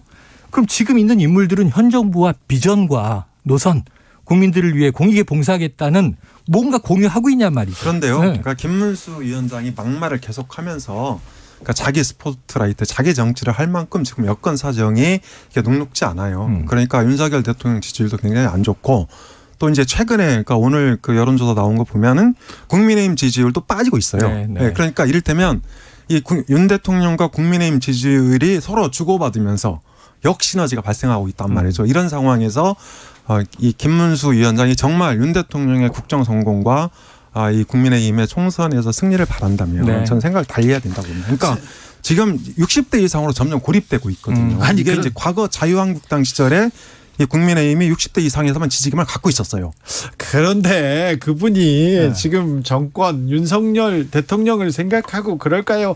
만약에 지금 경사노위 위원장 임기 2년입니다. 그 전에 나가라 그러면 너도 공산당이다 이렇게 말할 것 같은데요. 아니 이분이 가장 최근에 대척점에 있었던 정치인이 누구냐면 황교안 전 대표예요. 네. 왜냐하면 같이 태극기를 주도했는데요. 같이 태극기를 주도했는데 지난 총선 21대 총선에서 당을 아예 따로 뗐죠. 그때 정광훈 목사가 후원자 역할을 하면서 제 기억엔 자유통일당이라고 만들어서 아예 이 지금 국민의힘에서 나왔었어요. 그래서 가장 더 강성 우파적인 정당으로 했는데 이제 뭐 총선에서는 이제 성과가 안 났습니다만. 그리고 이분이 지금 윤석열 정부에 들어왔는데 정치 노선으로 보더라도 보수 내에서도 사실은 이게 찬탄 반탄, 탄핵 찬성 반대 이런 기류로 보면 탄핵의 강을 건넜다라고 이제 얘기하고 있는 보수 정당 입장에서 네. 지금 이 총살감을 설명할 때 박근혜 전 대통령이 22년 말이 되느냐. 문재인 전 대통령은 더 받아야 된다. 근데 이게 논리가 말이 안 되는 게 그분은 자기 머릿속의 의식의 흐름인 것이 뇌물죄를 포함해서 지금 국정농단에 관한 대법원 죄와 확정이 됐어요. 본인이 생각하는 이데올로기의 어떤 나보다 저 사람은 네. 더 왼쪽에 있지. 네. 그러니까 친북이지, 종북이지. 그러니까 저 사람은 총살감이야. 네. 라는 단정을 어떻게 사법적으로 아무 논리적 근거 없이 자. 막 얘기할 수 있냐고. 자, 우리가 자꾸 김문수 그렇죠. 얘기를 하면 여기는 그만하자고요. 네, 시청률이 떨어질 것 같아요. 아니 정치율을 떠나서요. 떠나서 우리가 지금 김문수 위원장 얘기를 해야 되는지 네. 김문수 위원장의 태극기 아스팔트 발언을 우리가 얘기를 해야 되는지 네. 이거 자체가 윤석열 정부한테 엄청난 부담입니다. 네, 그렇습니다. 이게 무슨 모든 막말을 이렇게 덮어서 감사하다 이렇게 생각하는지는 사실 모르겠습니다만 더 중요한 얘기는 지금 여권의 네. 지도급에서 얘기하는 핵무장론. 자, 글로 이런 넘어갑니다. 게 중요한 거죠. 0328님께서 40년 넘게 살면서 수많은 막장 드라마 봤는데 요즘 정치계보다 더한 막장은 없습니다. 네. 역대급 막장 정치인들 대한민국 어쩌면 좋아요 얘기하는데 자, 지금은요. 막말이 계속 나오다가 네. 뭐 식민지배 역사 문제. 역사 아까 문제까지 전용 갔다가요. 선생님 다녀가셨으니까. 거기다가 지금은 핵 얘기를 합니다. MPT 탈 때 핵무장하자 더 센 발언이 마구 네네. 쏟아지는데 이거 평화와 네. 평화의 가장 큰 해가 되고 있는데 네. 걱정입니다. 제가 한 가지만 말씀드리면 핵무장론, 뭐 이제 전술핵 재배치 얘기도 있지만 지금 이제 심지어는 미국이 만약에 이런 논리예요. 북한이 전술핵으로 우리 이 남한을 타격을 하고 자 그럼 미국이 핵을 쏴주고 도와줄 줄 알았는데 미국이 본토에서 핵 쏘면요 반경 300km가 초토화되는 거예요. 그럼 우리 국토 정도는 3분의 1씩 날아가요. 히로시마 나가사키에 지금 수만 배의 핵폭이란 말이죠. 지금 그럼 북이 공격하고 저 미국이 한 번 쏘면 두 방이 이미 끝나요. 그래서 핵은 안 쏠 때 무서운 것이지 쏘는 순간은 아무 의미 없이 공멸로 가는 것이다. 네. 그렇게 무서운 무기인데 네. 자, 핵무장론의 문제를 한 가지만 지적드리면 핵무장론은 지금 보수가 절대로 얘기하면 안 되는 금기예요. 왜냐하면 우리나라 역사상 유일하게 자체 핵무장론을 딱 한 번 얘기한 게 박정희 정권인데 네. 미국 카터 행정부 때 주한미군 철수한다 그러니까 미군이 철수해? 그때 남북이 막 체제 경쟁하고 있을 때입니다. 그러니까 우린 그럼 핵을 갖겠어. 이게 무궁화 꽃이 피었습니다. 소설에 나오잖아요. 그 결과가 어떤 참극인지를 우리가 알고 있죠. 그리고 이제 실현되지도 못했죠. 핵무장은 미국과 한국의 동맹이 깨졌을 때 가능한 거예요. 자, 그럼 한미동맹을 이렇게 두텁게 하자고 얘기하는 보수가 핵무장은 미국이 동의할까요? 자, 그런데 상황이 많이 달라졌죠. 그러니까 사실은 북한은 이미 핵 보유 국가입니다. 정세균 전 국회의장이 미국을 공식적으로 인정하시는 건가요? 미국을 그러니까 내용상으로 그러니까 네. 공식적으로는 아니고 그러니까 네. 정세균 국회의장이 지금 미국을 방문 중인데요. 네. 거기서 그런 얘기를 했어요. 그러니까 간담회 참석해서 북한이 이 핵 보유 4~5위국이다. 그래서 이 한미일 군사 협력은 불가피하다 이런 발언을 했는데요. 그러니까 사실 그 17일이 지금 중국 당대회 마지막 날입니다. 네. 그리고 다다음 주 11월 8일이 미국 중간 선거일이에요. 그렇죠. 그래서 다음 주나 다다음 주에 북한이 핵실험할 가능성이 있고 핵실험을 하게 되면 즉 소형 전술핵. 전술 핵무기 실험하게 될 텐데 그러니까 실제로 북한이 핵무기를 실전에 배치하게 되는 단계에 왔어요. 네. 그러니까 물론 그래서 저는 보수가 지금 전술핵을 배치하자 그게 이제 저는 반은 뭐 진심이고 또 국민들이 원하니까 그렇지만 반은 당내용도 있다. 왜냐하면 지금 이 윤석열 대통령이나 국민의힘 지지율이 밀리잖아요. 그렇죠. 그래서 그러니까 민주당이 밀리기 때문에 이거를 핵 문제, 그러니까 국민들이 찬성하는 핵 문제를 안보 이슈, 그러니까 이걸 이제 쟁점화해서 그러니까 지지율을 좀 끌어올려 보자 이렇게 해갖고 지난주에 5%포인트 끌어올렸어요. 근데 이번 주에 이제 강경론으로 계속 가니까. 이제 다시 이제 이 숨고르게 들어간 건데 국민들은 지금 엄 소장님 말씀에 일리 있다 그럴 수 있는데 이게 적어도 이 국가 경영을 하는 입장은 지금 국제 정세를 하나도 빼고 볼 수 없잖아요. 그러니까 우리가 뭐 북한과 남한만 평지에 있다. 재래식 무기를 붙는다. 그럼 우리 걱정 안 해도 되는데 핵이라는 비대칭 전력 때문에 우리가 불안해졌는데 사실상 핵 보유 국이라 치고 아까 말씀하신 중국의 7중 전회 끝나고 미국의 중간 선거 있기 전에 우리 국정원은 7차 핵실험할 가능성이 크다 그랬는데 전 세계적인 뉴스는 뭐냐면 푸틴이 우크라이나에 전술핵을 쓸 것이다. 러시아는 전술핵을 보유하고 있는 국가잖아요. 공식적인 핵 보유국이고. 그러면 이제 바이든 대통령의 관심은 푸틴이 핵을 쓸까? 그러면서 계속 말리는 중이에요. 합리적인 행위자다. 그런 미치고 하지 않을 거다. 지금 미국의 관심이 여기 있는데 뭐 한반도에서도 7차 핵실험? 부차적인 문제예요. 그럼 이런 상황에서 지금 전술핵을 한반도에 배치하는 순간 우크라이나, 중동이 아니라 전 세계 신냉전 기류에서 중국과 러시아는 저게 정말 북한을 향해서 놓은 전술핵일까? 혹시 나 전술핵 쓸 수도 있는데 러시아 푸틴이 그럼 이건 신냉전의 화약고가 된다고요. 한반도가. 자, 그래서 이걸 왜 끌어들이겠다고 나서서 제발 전술핵을 재배치해 주십시오. 이게 국제 정세를 이해하는 판단입니까? 자, NPT 탈퇴 그리고 독자 핵무장까지 이거 나가도 너무 나가는데 그렇다고 해서 이게 정치적으로 이 프레임을 바꾸겠다. 여기까지는 좋은데 국면 이게 전환용이다. 국면 전환용이라고 하더라도 부적절하고 이 부분이 국민들한테 마음을 얻지는 못합니다. 자, 여론조사 제가, 개요를 잠깐 말씀해야 됩니다. 제가 말씀하셔서. 두 가지 말씀을 잠깐만요. 드리려고 했는데 한국갤럽에서 지난 11일, 13일 전국 성인 1000명을 대상으로 했습니다. 그런데 잘하고 있다, 대통령 잘하고 있다는 응답은 28%, 못하고 있다는 응답은 63%로 집계됐습니다. 거의 뭐 크게 차이가 없습니다. 중앙선거 여론조사 심의위원회 홈페이지 참조하시면 됩니다. 네, 30초 동안 말씀드리겠습니다. 네. 그래서 국민의힘이 저러는 것은 당내용인 것도 있다. 그렇죠. 정치용이야. 왜냐하면 1월이나 2월 달에 전당대회가 있잖아요. 그래서 지금 전술핵 배치 핵무장론을 세게 주장하는 분들이 대체로 당권 주자들이에요. 그러니까 나경원 전 의원이나 김기현 전 원내대표 그리고 정진석 위원장도 했죠. 네, 그래, 예, 맞습니다. 그리고 미국이 어제 전략 보고서를 공개했어요. 여기에서 중국을 55번 언급했는데 북한은 3번밖에 안 했단 말이죠. 그렇다면 북한에 대해서는 관심이 없다는 얘기예요. 없어요, 지금. 오로지 중국 봉쇄만 관심이 있어요. 그러면 우리 입장에서는 이 북한이 그러니까 이 전술 핵을 배치하면 실전 배치하면 어떻게 할 거냐? 남북 관계 2.0에 대해서 고민할 수밖에 없는 겁니다. 네네네. 그런 그런데 의미에서 제가 한미 동맹을 말씀드리는 그렇게 거예요. 이야기하면서 일본을 또 끌어들이려고 하면서 그걸로도 부족해서 핵무장까지 얘기하면서 그럼 이 세계는 다 서로 돼요. 이해 상충되는 아이고. 전략을 얘기하고 있는 거라니까요. 자, 한 가지 길로 얘기해달라고요. 아무리 국민들을 정치도 위해서. 좋고 안보도 네. 좋고 그렇지만 핵 막 비핵화 이건 너무 무서워요. 9201님 최영일 형님이 흥분하셨어요. 멋져요 얘기합니다.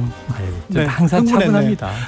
엄경영 소장님 그래도 핵은 아니지 않습니까? 아무리 정치적인 노림수라고 해도 이건 아닌데 조금 자제해 주세요. 지도자란 분들이 정치인이란 분들이 정치적으로 핵 언급하는 거는 나빠요. 아주 나빠요. 네. 엄경영 최영일 엄경영 두 분 감사합니다. 고맙습니다. 자, 2부에서 박지원 전 국정원장과 함께 핵 얘기 또 한번 해보겠습니다.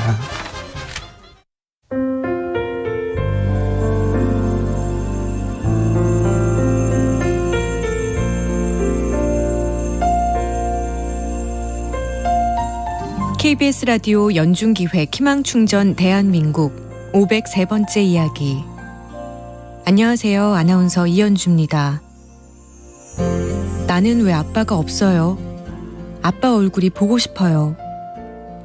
지적장애가 있는 10살 동현이가 친척들을 만나면 늘 하는 질문입니다. 이혼 후 따로 살게 된 아빠는 언젠가부터 아예 연락이 끊겼습니다. 갑작스레 가장이 된 엄마는 갑상선 수술 후유증으로 성취하는 몸이지만 눈코 뜰 새 없이 바쁘게 일합니다. 독거노인 관리사로 일하면서 식당의 설거지와 배달 업무, 밤에는 대리운전까지 하고 있는데요. 엄마가 이토록 열심히 일하는 이유는 오직 하나뿐입니다. 집안 형편 때문에 중단했던 동현이의 지적장애 치료를 다시 시작하고 싶기 때문입니다. 하루빨리 동현이와 엄마가 희망과 좀 더 가까워질 수 있도록 여러분이 응원을 보내주세요. 여러분의 따뜻한 손길이 희망의 빛이 됩니다. ARS 060-700-1580 060-700-1580 한 통화 3,000원으로 희망을 선물해 주세요. KBS 라디오 연중기획 희망충전 대한민국은 초록우산 어린이재단, 인탑스 주식회사, 그리고 청취자 여러분과 함께합니다. ARS 060-700-1580 한 통화 3,000원입니다.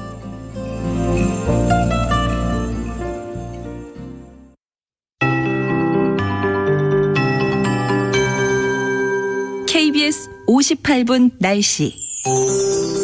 중부지방에 이어 남부지방의 나무도 옷을 갈아입고 있습니다. 오늘은 전북에 위치한 덕유산에 공식적으로 단풍이 시작되는데요. 이번 주말도 깊어가는 가을을 만끽하기 좋겠습니다.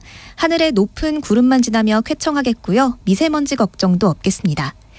오늘 대부분 지역이 예년 이맘때보다 온화했습니다. 낮 동안 서울은 23도까지 올라서 평년보다 2.3도가 높았습니다.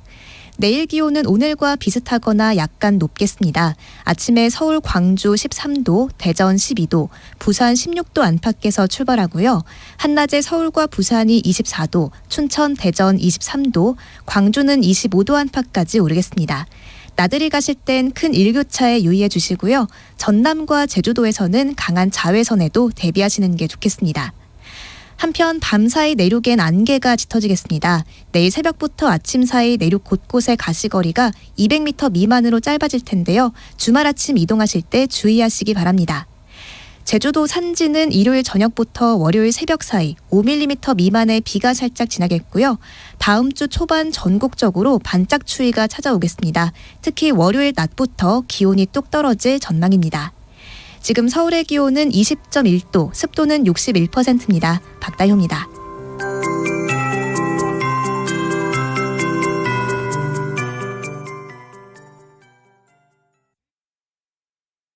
정성을 다하는 국민의 방송 KBS가 6시를 알려드립니다. AM 711kHz, FM 97.3MHz, KBS 1라디오입니다. HLKA.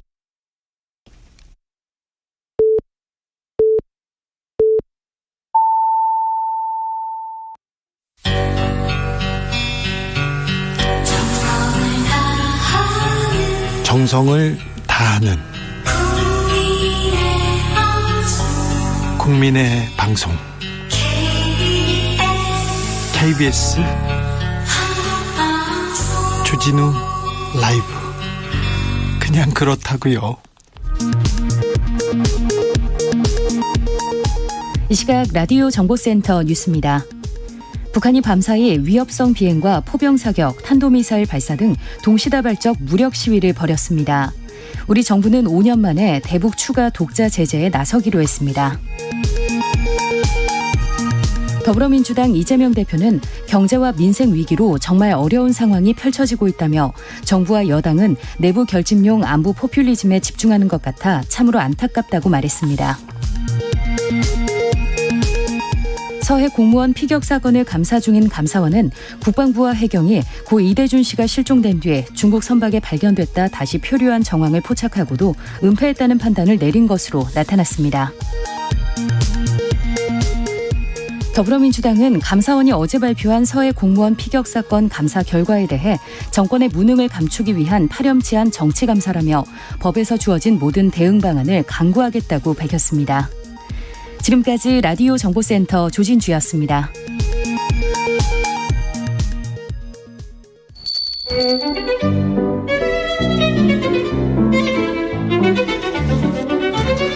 어서 오십시오. 고품격 정치 토크의 세계로 오신 여러분 환영합니다. 구성급 정치 맛집 메인 셰프 소개합니다. 깨어있는 정치지성 15,000부 영원한 현역입니다. 전 실장, 전 장관 박지원 전 국정원장 모셨습니다.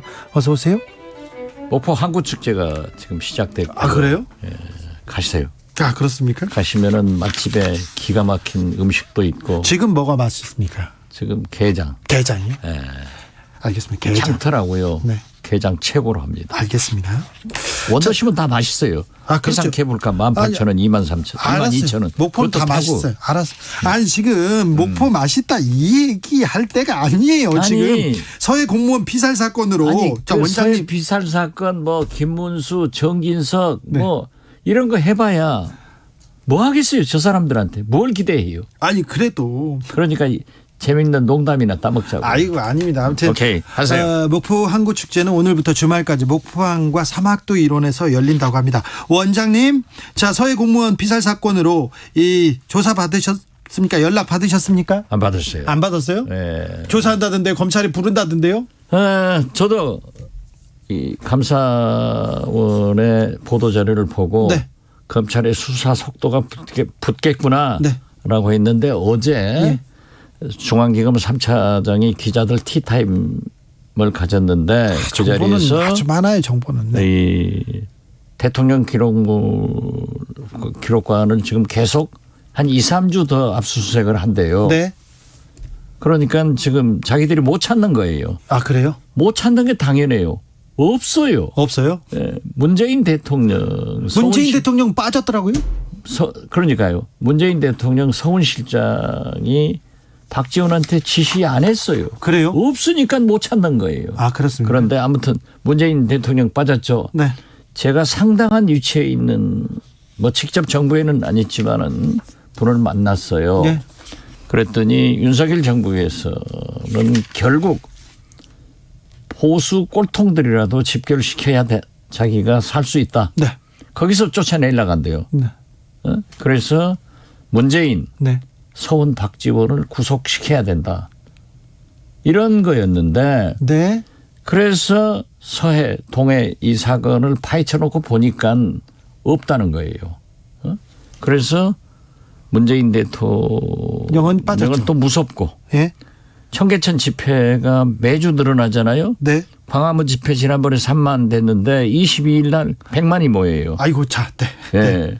그러니까 네. 이러한 무서운 것이 다가오니까 문재인 대통령을 잘못 건드렸다.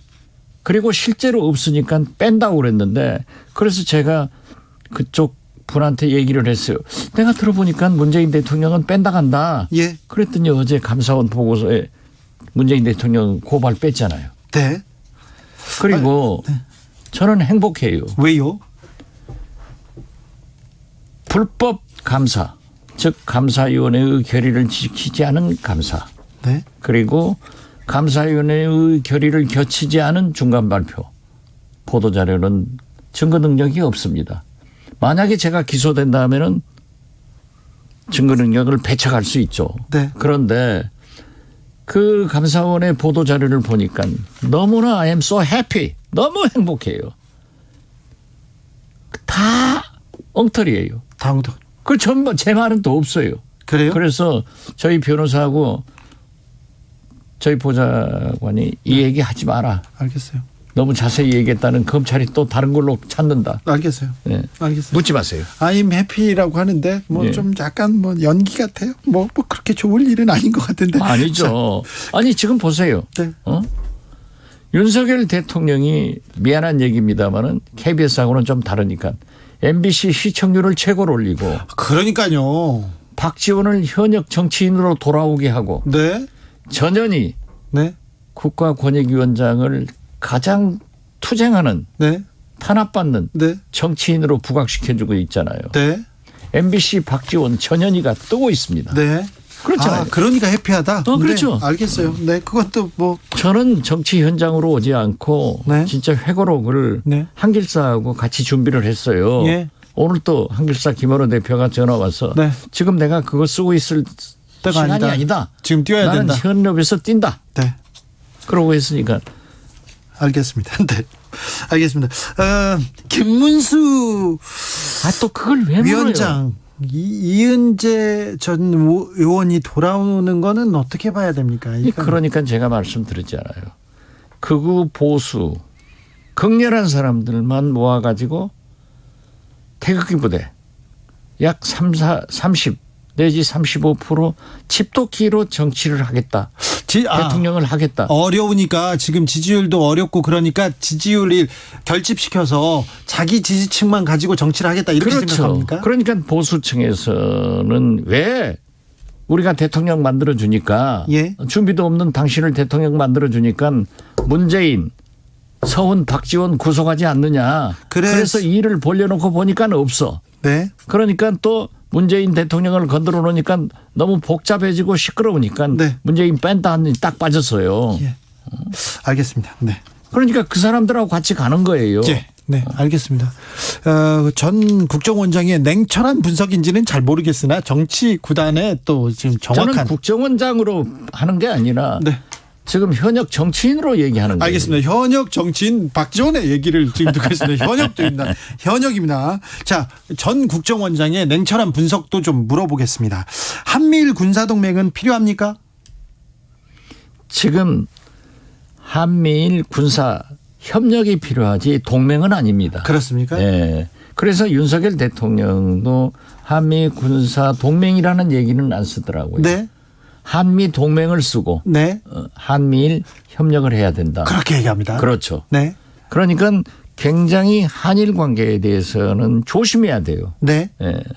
어디 이렇게 조심해야 되는데 자꾸 왜 일본에 대한 얘기가 계속 나옵니다. 정진석 비대위원장의 주장도 있었고요. 그러다가 정진석 비대위원장은 이순신 장군이 예. 박정희 때 사람으로 생각한다니까. 아, 그래요? 그건 또 무슨 말입니까? 아니 일본의 조선조에 아무도 침략 안 했다는 거 아니에요? 네네네. 그게 말이 돼요? 왜 이런 말이 안 되는 얘기를 했어요? 아니 그런 얘기 해가지고 저하고도 참 개인적으로 친한데 네. 자기 할아버지까지 탈탈 털려버리잖아. 네. 이게 반참 딱 윤석열 대통령 닮아가지고 네. 사고 치고 절대 사과를 안 해요. 그것도 닮았어. 그러니까 비대위원장 하는 모양이지. 네, 그런가. 사과를 절대 안 합니다. 그렇죠. 권성동 의원도 그렇고 누구도 김문수 유병호 감사원 사무총장, 네. 김문수 네. 이 원장 예. 다 그러죠 뭐. 그런데요. 더 우려스러운 거는 사과 안 하는 것까지도 그런데 지금 MPT 탈퇴, 저 핵무장하자 말 마구 쏟아내는데 굉장히 우려됩니다. 걱정됩니다. 우려가 아니라 그러한 얘기를 하는 사람들은 무식한 사람들이에요. 그래요? 어떤 경우에도 우리 대한민국은 핵무장을 할 수 없고 네. 전술핵 재배치를 할 수가 없어요. 예. 왜냐하면 미국에서 반대를 하고 네. 미국이 해줘야 하는데 네. 그리고 국제사회에서 다 반대를 해요. 네. 만약에 우리가 사드 하나 놓고도 중국과 얼마나 많은 지금도 갈등이 있잖아요. 그렇죠. 중국이 가만히 있겠어요? 아니죠. 일본도 대만도. 네. 동북아시아가 핵 창고가 되는 거예요. 그리고 지금 핵을 우리 한국에 갖다 놓으면 우리 마음대로 하는 거 아니에요. 예. 그 핵은 미국이 움직이는 거예요. 네. 그렇기 때문에 미국에서는 물론 미중 갈등이 있고 하지만은 지금 미 국무성에서나 미 NSC에서 딱 말하는 거 보세요. 북한이 저렇게 도발을 하면은 규탄한다. 네. 그러나 우리는 대하자. 당신들을 침략하지 않겠다. 예. 외교적 해결을 하자. 대화 대화하자. 테이블로 나와라. 네. 딱 정석 아니에요. 예. 이것이 외교예요. 네. 그런데 어떻게 되지 않을 일은 그렇게 무식하게 우리 보수층은 단결해가지고 자극하는데 북한도 그래요. 되게 보면은 이 핵실험 미사일 같은 걸 발사하면은 미국은 집권당이 손해예요. 네. 그러니까 바이든 민주당 지금 중간선거를 앞두고 11월 8일 중간선거를 앞두고 지금 위험하잖아요. 네네. 그런데 우리나라는 보수는 이기고 네. 진보는 손해예요. 네. 꼭 그런 짓만 골라서 한단 말이에요. 김정은도. 김정은 위원장이나 북한은 항상 우리 보수당을 도와줘요. 도와주죠. 네. 항상 상대편을 도와주는 거예요. 네. 참 신기합니다. 그런데요. 북한이 핵실험 할 것 같지요? 지금 이틀밖에 안 남았어요. 이틀이요? 아니 우리 국정원에서 네. 국정원장이 정보위에 보고한 게 예. 10월 16일 네. 시진핑 3기가 삼연임이? 시작되고 네. 11월 6일 8일 선거가 있으니까 그 사이에 핵실험한다. 네. 그러면 만약 16일 날 한다고 하면은 오늘이 14일 이틀밖에 안 남았어요. 네. 아무리 길어도 24일 남았어요. 네. 이 사이에 핵실험을 한다는데 우리는 지금 뭐 친일, 친북 밤새 싸우고 있잖아요. 예. 핵무장, 예. 되지도 않을 뭐 재배치 이건 말도 안 되죠. 뭐 아무튼 이 실질적 위협에 대해서 대응을 해야 되는데 지금 계속해서 그러니까 윤석열 대통령께서도 그 말씀은 잘하더라고요. 다각도로 검토를 하고 있다. 이런 뉘앙스는 북한 김정은에게 만약 도발을 하면은 핵실험을 하면은 여러 가지로 할 수 있다. 예. 이건 경고를 보내는 거예요. 그렇죠. 예. 이렇게 경고해야지. 그렇지. 핵무장이나 비핵화, NPT 탈퇴 이건 아니다. 그건 말도 안 되죠. 그것은 무식한 사람들이 하는 얘기라니까요. 금도가 있는데. 참. 윤 대통령이 어제 그런 얘기했어요. 새마을운동 정치 비전과 자기 정치 비전과 정확히 일치한다 이렇게 얘기했는데 새마을운동 다시 한번 일어나야 된다 이렇게 얘기하시던데. 그 어떤 의미에서 그랬는지 모르지만은 과거의 새마을운동이 박정희 대통령이 해서 잘 살아보자 네. 하는 그러한 것을 일으킨 것은 사실이에요. 네. 그렇지만 지금 21세기 최첨단 사회에서 과연 어떤 걸로 해서 그런 복고적 얘기를 했는지는 잘 모르겠어요. 네. 자, 국민의힘이 조금 이게 복잡해지는 것 같습니다. 이준석 전 대표는요, 성상납 의혹에 대해서는 좀 경찰이 있는 것 같아 하면서 검찰에 넘겼습니다. 이제 그러면 이준석 전 대표는 어떻게 됩니까? 이준석 대표는 사실상 와신 상담하는 거예요. 예. 지금 뭐 징계도 받았고 저렇게 검찰에서 만지작거리면 기소할 거 아니에요? 네. 그래서 숨을 죽이려고 하는데 이준석 37이에요. 네. 그렇기 때문에 저는 국민의힘에서 절대 탈당도 하지 않고 네. 당원 모집하면서 계속 힘을 키워갈 거예요. 네. 그러나 수십 차례 얘기했습니다만 내후년 네. 2024년 초 네. 이제 자기하고 가까운 사람들 네. 윤핵관들이 공천 학살을 하면은 그때 네. 뛰쳐나와서 새로운 한다. 창당을 해가지고 총선에 임한다. 예. 그러니까 보수 대분열이 온다니까요. 네. 홍준표 대구시장은 유승민 전 의원 계속 이렇게 저격합니다. 죽은 끌어내린 배신자다 이런 프레임 계속 하던데. 홍준표 시장으로서는 당연하잖아요. 지금 당대표를 출마할 수 없잖아요. 예. 그렇기 때문에 존재감 확인시키고 네. 만약에 유승민 전 의원이 당대표가 되면은 대권 후보에서 멀어지거든요. 네. 홍준표 시장은. 그러니까 그렇습니까? 그렇게 할 수밖에 없죠. 그렇지만은 네. 배신자? 지금 TK에서도 또 1등을 했더라고요. 예. 그러니까 유승민 전 의원은 이제 박근혜 배신자의 늪에서 완전히 벗어났다. 저는 그렇게 봐요. 아, 그래요? 네. 박근혜 늪에서 벗어났습니까? 벗어났다. 네. 누가 이 홍준표나 누가 다른 정치인이 얘기하더라도 이건 안 맥힌다. 안 먹히죠. 왜냐하면 지금 계속해서 TK에서 네.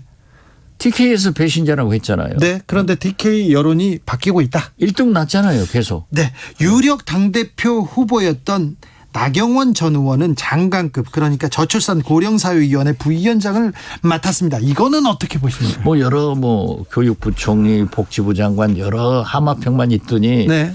뭐 좋은 자리에 가신 것 같아요. 좋은 자리입니까? 모르겠어요. 아무튼 네. 대통령이 위원장이고 예. 그 비위원장이고 장관급이니까 장관도 아니지만은 네.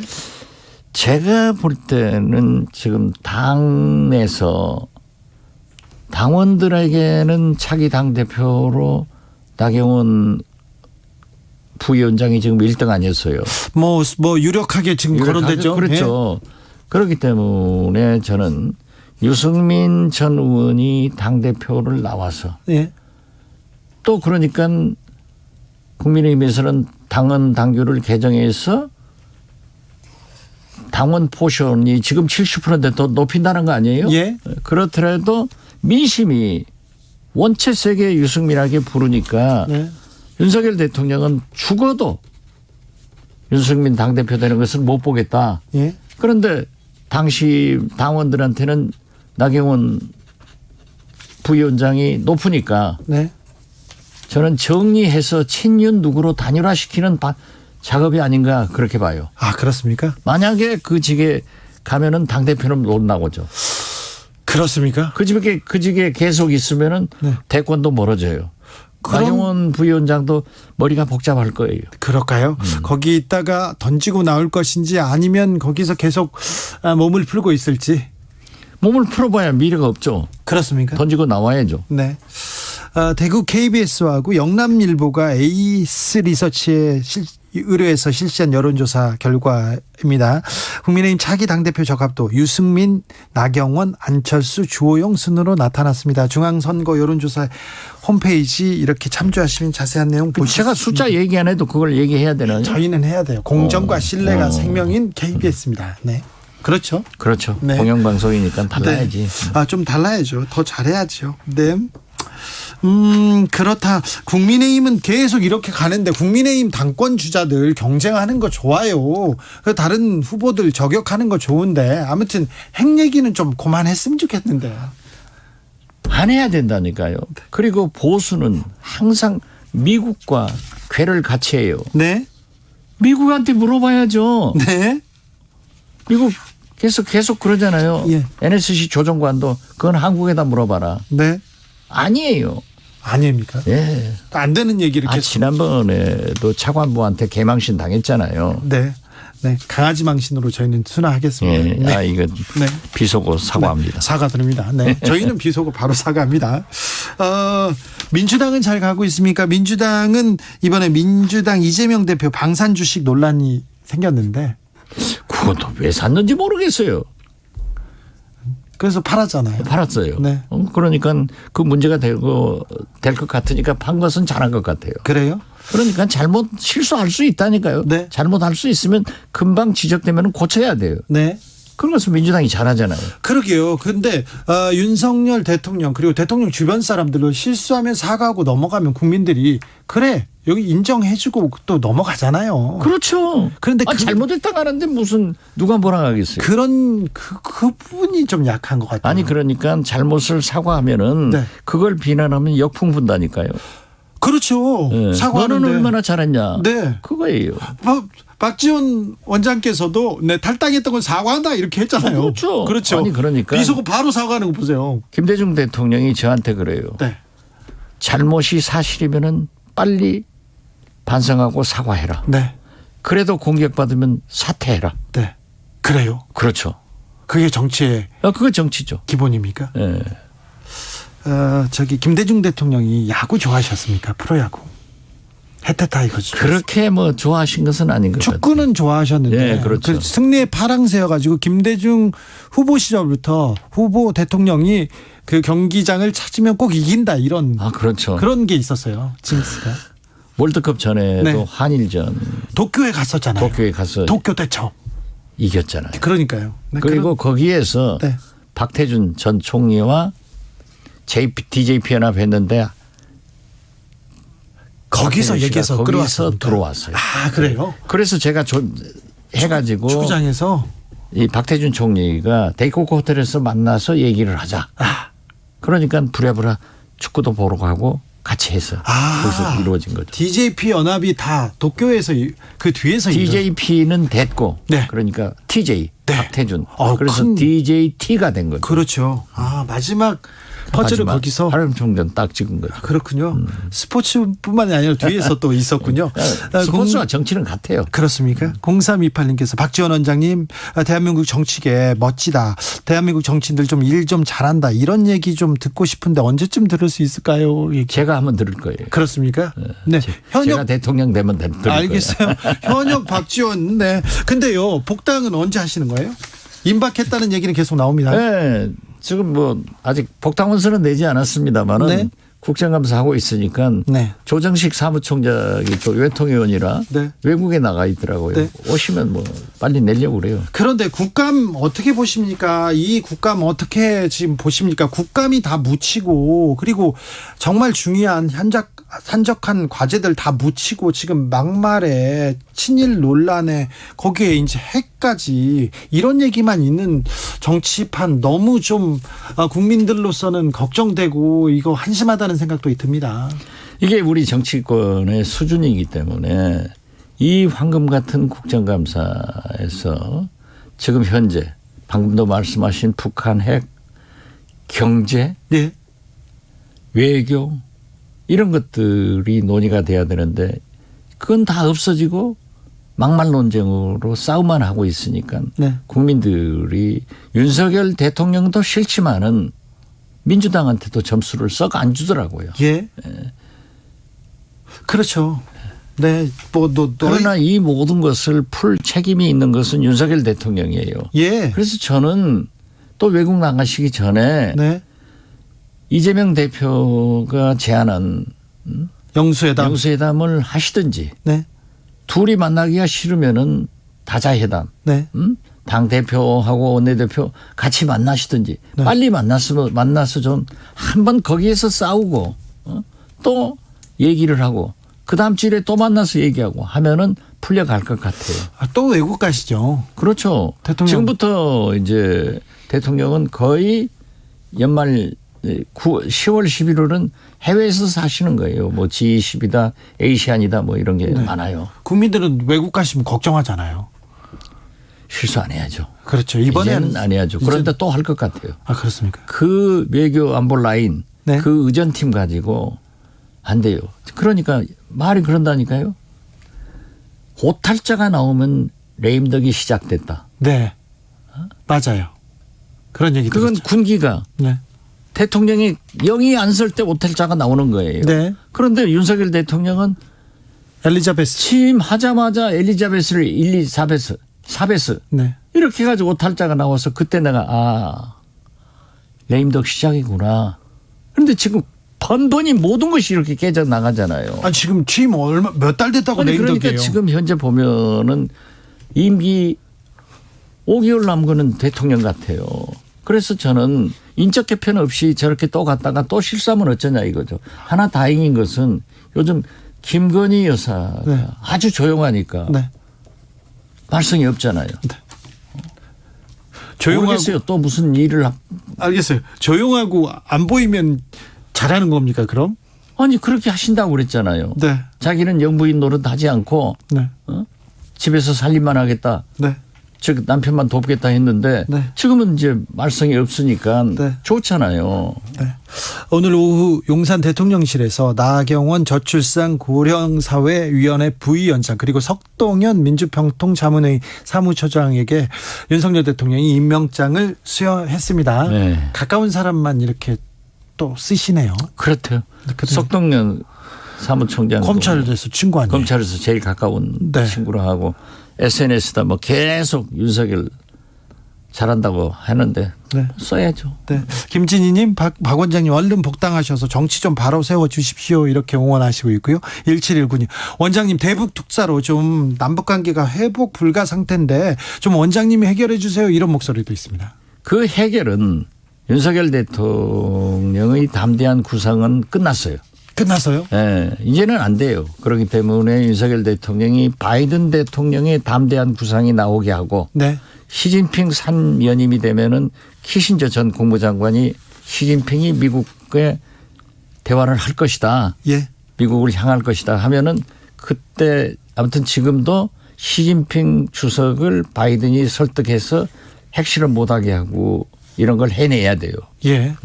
IMF 때 경제가 굉장히 위기였는데 지금 그때 못지않게 위기인데 좀. 그렇죠. 문재인 대통령 때 주가가 3,300선이었어요. 오늘 2,200선이란 말이에요. 아이고. 이게 말이 돼요? 환율이 1,100원대였는데 지금 1,400원 넘어가잖아요. 네. 이러니까 도저히 이자는 물가는 네. 지금 미국도 소비자 물가가 잡힌다고 했는데 8.2%로 다시 올라가 버렸더라고요. 네. 지금 없어요. 그래 2024년까지는 경제가 죽는다는 거 아니에요. 네. 세계사 각들이 분석은. 그런데 우리나라만 태평성대야. 북한에서 저렇게 보세요. 아니 북한에서 2,000km가 날아가는 순항미사일을 그제 쏘았는데 네. 어제 북한 노동신문이 보도하니까 그거 보고 발사했다고 하더라고요. 왜 국정원의 정보 능력이 또 이렇게 떨어졌습니까? 저는 모르겠어요. 그때 국정원 원장이 있을 때 오늘 아침에 도어스태핑 하는데 네.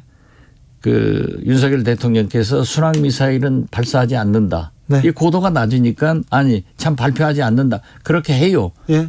우리도 문재인 정부에서도 제가 국정원장 할 때도 발표 안 하면은 국민의힘에서 난리였어요. 네. 그런데 그 순항 미사일이 굉장히 무서운 겁니다. 특히 미국한테는 관계가 없어요. ICBM이 관계가 있지. 네. SLBM이 관계가 있지. 순항 미사일은요. 우리입니다. 일본이고. 이게 산을 오르락 내리락 이렇게 네. 타서 가고 옆으로도 돌아가고 그래요. 레이저 안 잡히죠. 레이저에 안 잡히죠. 그러나 정찰기에서는 잡는단 말이에요. 네. 참, 그런 것도 모르고. 네. 지금 보세요. 원장님 너무 많이 알아가지고. 휠체인 2번 다 실수를 하잖아요. 알았어요. 까꿀로 가서 떨어져 버리죠. 알았다고요. 그런데 그것도 숨기고 발표하지 않고 나는 윤석열 정부 5개월간 네. 안보가 총체적으로 위기다 이렇게 봐요. 알겠어요. 네, 걱정하시고. 네. 여기까지 들을게요. 아는 게 많아요, 더해요, 우리 원장님. 네. 더해. 시간 끝났어요, 이제. 진짜. 끝났으니까 저 나가서 혼자 좀 더 하고 가세요. 아니요, 이제 저는 광주로 갑니다. 알겠어요. 예. 네. 잘 가시고요. 예. 네. 정치마치 박지원 전 국정원장과 함께했습니다. 감사합니다. 예, 감사합니다. 정치 피로, 사건 사고로 인한 피로, 고달픈 일상에서 오는 피로. 오늘 시사하셨습니까? 경험해보세요. 들은 날과 안 들은 날의 차이. 여러분의 피로를 날려줄 저녁 한 끼 시사. 추진우 라이브.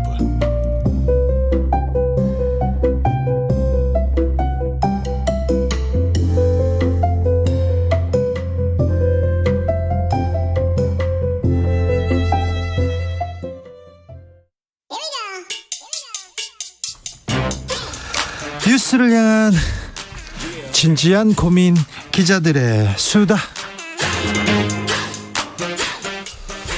라이브 기자실을 찾은 오늘의 기자는 미디어오늘 정철훈 기자입니다. 어서 오세요. 안녕하세요. 오늘은 어떤 얘기로 가볼까요? 이번 주에 기자들이 다 국정감사 때문에 정신 없었는데요. 예.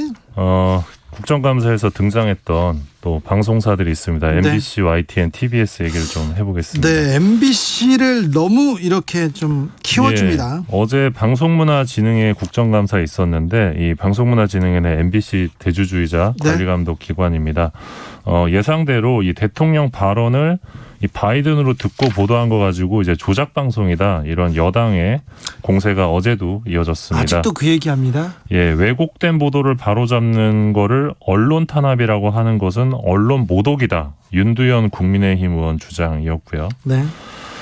반면에 이제 박문진 이사장의 경우는 MBC뿐만 아니라 150여 개에 달하는 언론이 그렇게 썼는데 어떻게 MBC만 날조한 거냐. 발언을 왜곡했다고 생각하지 않기 때문에 이거는 언론 탄압이다. 이런 반박도 있었습니다. 둘 다 언론 탄압이라고 합니다. 오늘 오전에는 MBC 업무 보고가 있었는데 네. 국민의힘 의원들이 전원 이제 퇴장을 하는 일이 있었습니다. 예. 국민의힘 과방위 소속 국회의원들이 오늘 이제 성명을 내면서 MBC 경영진의 총사퇴를 요구를 했는데 네. 이게 이번 주에 있었던 PD수첩 그 김건희 여사 박사 논문 표절 문제제기 방송 네. 관련된 좀 주장 메시지로 느껴졌습니다. 네. 김건희 여사 대역을 쓰면서 대역 고지를 안 했다. 이 대목을 이제 문제를 삼았는데 이 부분이랑 박사 논문을 너무 쉽게 딴 것처럼 PD수첩이 묘사했다 이러면서 조작 연출을 주장합니다. 네. 국민의힘 쪽에서. 그러면서 기자회견에서 어떤 대목이 좀 나왔냐면 MBC는 민주당의 프로파간다를 위한 찌라시 보급 부대의 막장 방송이다. 상당히 좀 과격한 찌라시 보급부대 막장 방송이요? 예. 상당히 좀 과격한 주장이 네. 오늘 나왔고 그래서 MBC도 즉각 입장을 내서 언론에 대한 모욕을 중단해달라 이렇게 입장을 내기도 했습니다. 자, 국민의힘의 MBC 때리기는 계속됩니다. 네, 점점 강도가 좀 높아지고 있는 것 같고요. 그리고 또 뭐 좀 네, 윤두현 국민의힘 의원 같은 경우는 PD수첩을 폐지해야 된다 이런 주장도 최근에 했습니다. 네. 임현선님께서 언론 탄압하면서 언론 탄압 아니라고 하는 언어 유희 얘기합니다. 자, 국민의힘도 언론 탄압이라고 얘기하고요. 저기 MBC도 언론 탄압이라고 얘기합니다. 국민들이 잘 보고 계시죠? 다음으로 만나볼 얘기는 YTN이 지금 뜨거운 감자인데요. 그렇다면서요? 네, 11일 날 한국전력 국정감사 자리에서 이철규 국민의힘 의원이 이제 조속한 시일 내에 YTN 주식 매각 절차를 진행해 달라 이렇게 한전 KDN 사장에게 주문을 했습니다. 네. 한전 KDN이 YTN의 지금 최대 주주거든요. 네. 그리고 이 매각을 추진하겠다 이렇게 또 화답을 했습니다. 어제 이재명 민주당 대표가 언론 현업단체랑 간담회 자리를 가졌는데 이 자리에서 YTN 노조위원장이 이런 얘기를 했습니다. 정부가 YTN 주식을 계속 보유하려던 한전 KDN의 팔을 비틀어서 이 매각을 하도록 압박을 했다. 이 주장인데요. 네. 그러니까 한전 KDN은 원래 YTN 주식을 팔 의사가 별로 없었는데 계속 이제 그 산업부에서 그러니까 위에서부터 팔라고 압박이 있다는 거죠 지금. 네. 그럼 도대체 이걸 팔아서 누구에게 주려는 거냐는 그 궁금증이 나올 수밖에 없는데 지금 유력하게 나오고 있는 것이 한국경제신문입니다. 한국경제신문한테 지금 YTN을 판다고요? 지금 여기 얘기가 계속 나오고 있는데 2020년에도 한국경제가 인수전에 참여할 수 있다라는 입장을 밝힌 바가 있습니다. 네. 그리고 최근에 YTN 지분을 또 사기도 했어요. 그래서 지분을 지금 5%를 갖고 있고요. 그렇게 많이요? 예, 한국경제랑 한국경제TV 포함해서. 그래서 최근에 매수를 한 게 인수전에 대비하기 위한 것이다. 이런 분석도 있고 또 뭐 한국경제 대표이사랑 뭐 대통령과 무슨 뭐 동창이다 이런 얘기도 돌고 있습니다. 한국경제신문이라 전경련 그러니까 현대차를 비롯한 대기업이 주주죠? 네, 맞습니다. 최대 주주가 현대자동차고요. 그 밖에 대기업들이 이제 한국경제 지분을 나눠 갖고 있습니다. 네. 그래서 언론계에서는 이제 정경련을 네. 대변하는 신문이다 이런 평가도 있습니다. 그렇죠. 정경련의 영향력이 엄청 컸는데 국정농단 당시에도 정경련 얘기와 한국경제신문 얘기는 매우 많이 나왔어요. 그리고 그 전에도 얘기 나왔는데 YTN 민영화 얘기가 나온 것은 뭐 한두 해 얘기는 아니지만 지금 하필 이렇게 지금은 얘기가 나오면 언론의 중립성, 공공성 이런 부분하고는 좀 거리가 있는데요. 예, 특히 이제 조중동보다 더욱 어떤 보수적인 색채를 드러내는 논조를 갖고 있기 때문에 네. YTN의 논조도 좀 달라질 것이다. 지금보다 훨씬 오른쪽으로 그런 우려도 있고. 그러게요. 네. 일방적으로 기업 그리고 또 돈 있는 사람들 재벌 이렇게 편을 든다 이런 얘기도 좀 있고요. 참. 네, 그래서 이게 좀 뜨거운 이슈이고요. 제르니스님께서 언론을 통제하려고 하는 것 같아요. 이렇게 하는데 지금 YTN 민영화 얘기가 나오면 이거 언론 통제하는 거 아니냐, 언론 장악하는 거 아니냐 이런 뭐 비판이나 이런 지적을 받을 수밖에 없는 그런 상황 아닙니까? 왜 예. 지금 그럴까요? 그러게 말입니다. 네. 왜 지금일까? 네. 또 공교롭게도 MBC랑 저기 YTN은 지금 세무조사도 하고 있습니다. 그러니까요. 네. 네. 공교롭게도. 네. 예. 그리고 TBS 얘기도 나죠? 12일 날 서울시 국정감사에선 TBS 얘기도 있었는데 오세훈 서울시장이 TBS를 가리켜서 누가 봐도 정치적으로 편향돼 있다. 특정 정당, 특정 계파를 지지하는 사람이 대표적 프로그램을 진행하고 있다. 이런 말을 했습니다. 뭐 김어준 씨를 겨냥한 것 같고요. 김어준 미화 이 얘기인데요. 예, 뭐 물론 이제 서울시 국민의힘 쪽에서는 지금 TBS를 아예 없애버리는 그런 사실상 없애버리는 폐지 조례안을 냈는데 오세훈 시장은 우리는 노조 움직임을 예의주시하고 있다. 현재로선 시의회와는 입장을 달리하고 있다. 이런 답을 하기도 했습니다. 오세훈 시장께서 그 폭우가 내리던 날 TBS 사장이 왜 회사에 복귀하지 않았는지 그걸 자체적으로 감사하거나 또 이렇게 알아보겠다고 얘기하죠. 네, 그때 그 TBS 대표이사가 휴가 중이었는데 네. 네, 복귀하지 않았다고. 네, 지금. 몸이 아파가지고 휴가 중이었는데 그 폭우 때 복귀하지 않았다고 얘기합니다. 오세훈 시장한테 대통령은 왜 폭우 때 복귀하지 않았냐고 이것도 좀 물어보고 싶은데. 아무튼 그래서 그런 상황이고요. 네. KBS 국정감사는 다음 주 월요일입니다. 아, 다음 주 월요일이에요? 네. 네, 알겠습니다. 제 얘기는 좀 안 나왔으면 좋겠어요. 네. 다음으로 만나볼 이야기는요? 네, 요즘 그 우리가 OTT라고 하죠. 네. 그 OTT로 OTT 시대 아닙니까? 네, 다들 하나쯤은 가입하고 계실 텐데 네. 자. 뭐 진행자는 굉장히 특이한 경우죠. 네. 아니 저도 보기는 봐요. 가입하셨어요? 가입은 안 했지만 같이 보고 있습니다. 그냥 가입돼 있죠. 가입돼 있는 네. 데가 있습니다. 네, 지금 한국 사람들이 가장 많이 보는 게 아마 넷플릭스일 텐데. 네, 저도 넷플릭스 봅니다. 네, 넷플릭스가 11월 3일자로 월 6.99달러 광고형 베이징 요금제를 출시한다고 합니다. 원래 좀 몇만 원 했던 것 같은데 이건 엄청 싸네요. 예, 일종의 저가형 광고 요금제인데 한국에선 4일 오전부터 이제 나오는 상품이고요. 월 5,500원입니다. 네. 기존의 넷플릭스 요금제는 9,500원, 13,500원, 17,000원 세 가지 중에 하나인데 네. 이게 5,500원으로 나오는 대신에 콘텐츠가 재생되기 전 중간에 이제 광고가 나오는 겁니다. 광고를 15초에서 봐야 30초. 되는군요. 예. 광고를 보는 대신에 가격이 좀 싸지는 겁니다. 네. 미국 넷플릭스의 경우는 시청률 조사 업체 닐슨이 광고 시청률을 분석하기로 했다고 하고요. 예. 그래서 미국에서는 향후에 넷플릭스 시청률 집계가 가능해질 것으로도 예측이 되고 있습니다. 네. OTT 1위 아닙니까 넷플릭스. 네, 그런데 세계 점유율 1위죠. 광고형 요금제 도입한다. 이거 파장이 있을 것 같습니다. 예, 맞습니다. 지금까지는 이제 뭐 전문 용어로 SVOD라고 하죠. 이제 구독형 서비스였는데 앞으로는 AVOD라고 해서 이제 광고를 보는 동영상 서비스로 전환이 되는 건데 이게 특히 한국 방송계에 미칠 파장이 적지 않을 것 같습니다.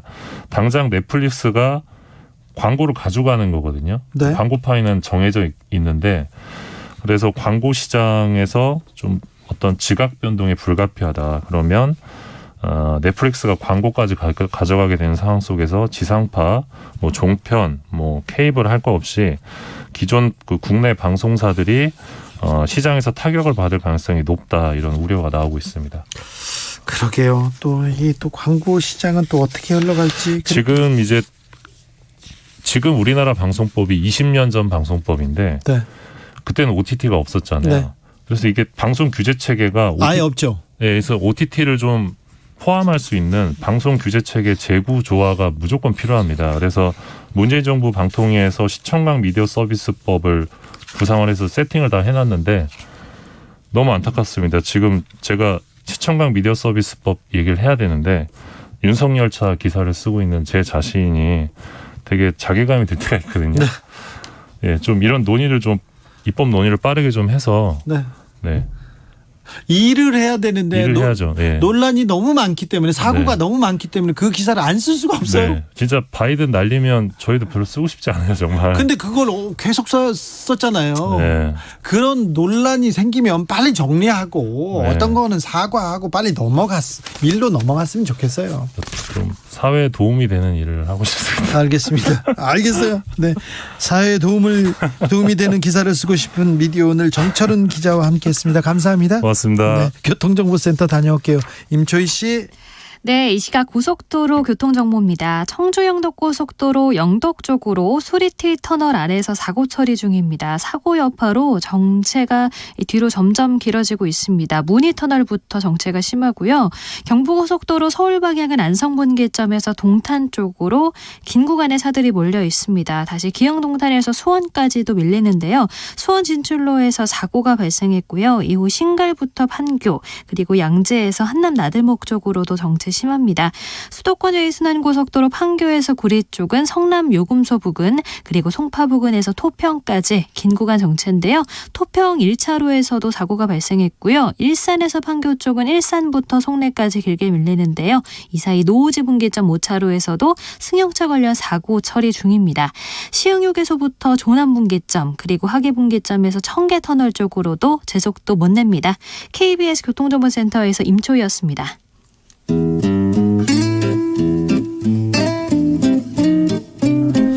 현실에 불이 꺼지고 영화의 막이 오릅니다. 영화보다 더 영화 같은 현실 시작합니다. 라이너의 시사회.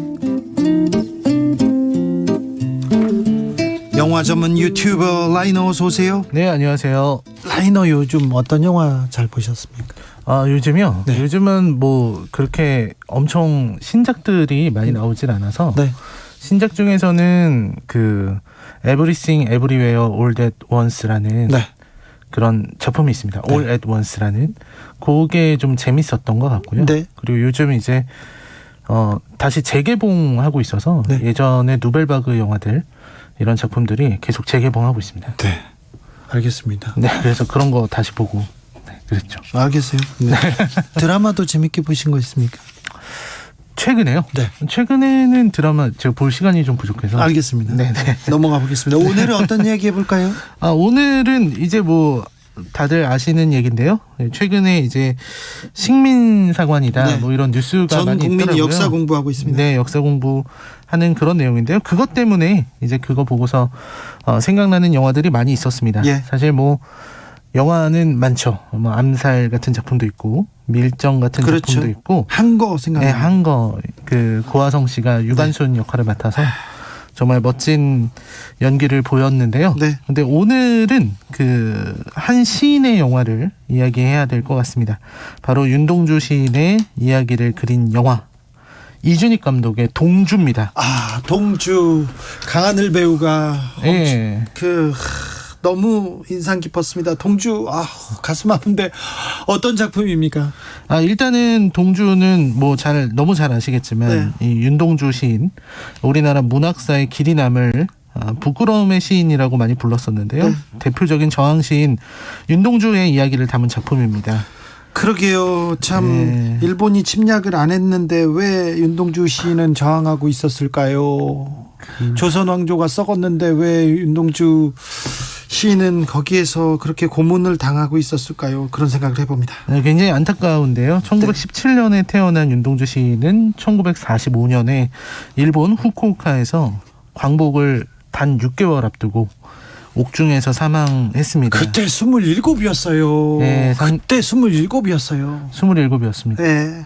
그 어떤 재능과 그 업적을 생각하면 정말 너무 안타까운데요. 너무 안타깝습니다. 특히 이제 그동안의 윤동주 시인은 이제 그 독립운동가의 모습보다는 저항 시인, 굉장히 부끄러움을 얘기하는 그런 시인으로만 알려져 있었는데, 근데 2010년에 공개된 문서들, 재판 관련 문서들을 보면 정말 독립운동가로서, 그러니까 일제 재판관 앞에서도 당당하고, 그리고 아주 조선 독립에 대한 열망, 그리고 이런 것들을 열정적으로 이야기하는 윤동주 시인의 모습을 볼 수 있거든요. 지금 그 무지막지한 폭력, 고문, 그리고 생체 실험까지. 그러니까요. 그 앞에서도 이렇게 당당하고 끊임없이 투쟁했던 독립투사의 모습, 시인의 모습, 가슴이 아픕니다. 정말 이게 너무 대단한 일이라는 생각이 드는데요. 왜냐하면 1940년대에 들면 우리나라 문인들이 아주 많이 전향을 합니다. 그렇죠. 스스로 친일파가 된 사람들이 되게 많거든요.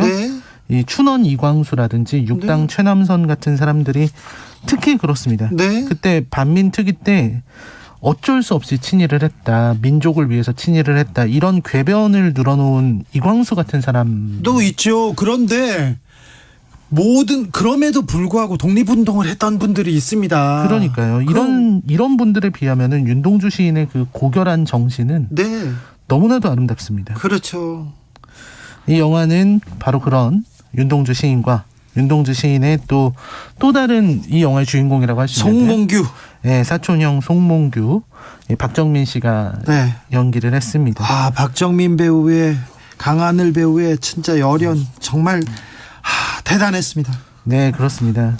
참 너무 닮으면서도 또 너무 달랐고 그러다가 같은 길을 갔고 그리고 같은 형무소에서 비슷한 시기에 둘이 뭐 죽은 시기를 보니까 한 열 며칠밖에 차이가 안 나더라고요. 네, 같이 좋은 곳에 잘 가셨을 거예요. 그 두 청년의 이야기를 그린 영화가 바로 동주입니다. 동주 영화 속으로 들어가 보겠습니다. 네, 일단 이 영화는 흑백 영화고요. 영화는 이제 이미 체포된 상태에서 시작을 해요. 일본 제국 경찰에 체포돼서 신문을 받는 윤동주의 모습이 나옵니다. 근데 너무 처연하게 아름답습니다. 너무 아름답죠. 그리고 윤동주의 과거를 이제 보여주는 거죠. 이제 송몽규랑은 언제 처음 만났느냐? 이게 그의 질문이거든요. 그 질문으로 이제 과거로 돌아가게 돼요. 그런 얘기죠. 윤동주가 이제 일본 순사에게 신문을 봤는데 그때 네. 송몽규 얘기가 나오게 되고요. 이 둘이 어렸을 때 1935년 북간도에서 네. 둘이 살고 있었습니다. 용정에서 같이 태어나서 자랐죠. 그때 문익한 목사님도 같이 자랐어요. 네. 여기서 이제 같이 살았고 둘 다 굉장히 머리도 명석하고 네. 아주 뛰어난 사람들이었는데 이제 몽규랑 동주가 성격이 좀 달라요. 예. 이게 초반에 보면 이 예배당으로 싸우고 있거든요. 동네 아저씨들이 네. 예배당을 뭐 갖고서 이제 학교로 만드는데 이거를 뭐 인민학교로 만드는 게 맞냐 뭐 이런 얘기로 다투고 있었습니다. 예. 근데 그걸 보고서 동주랑 몽규는 같은 마음인데 네. 동주는 안에서 열심히 책 읽고 공부하고 있고요. 네. 몽규는 그걸 보면서 참지 활동하죠. 못하고 뛰어나가요. 네, 행동합니다. 네, 뛰어나가서 그 사람들 앞에서 연설을 합니다. 네. 이런 종교는 예배당에 가서 하면 되고 네. 우리에게 필요한 거는 세계의 흐름에 맞는 그런 네. 교육이 필요하다라는 거를 막 외치기 시작합니다. 그 어린 나이에. 그렇습니다.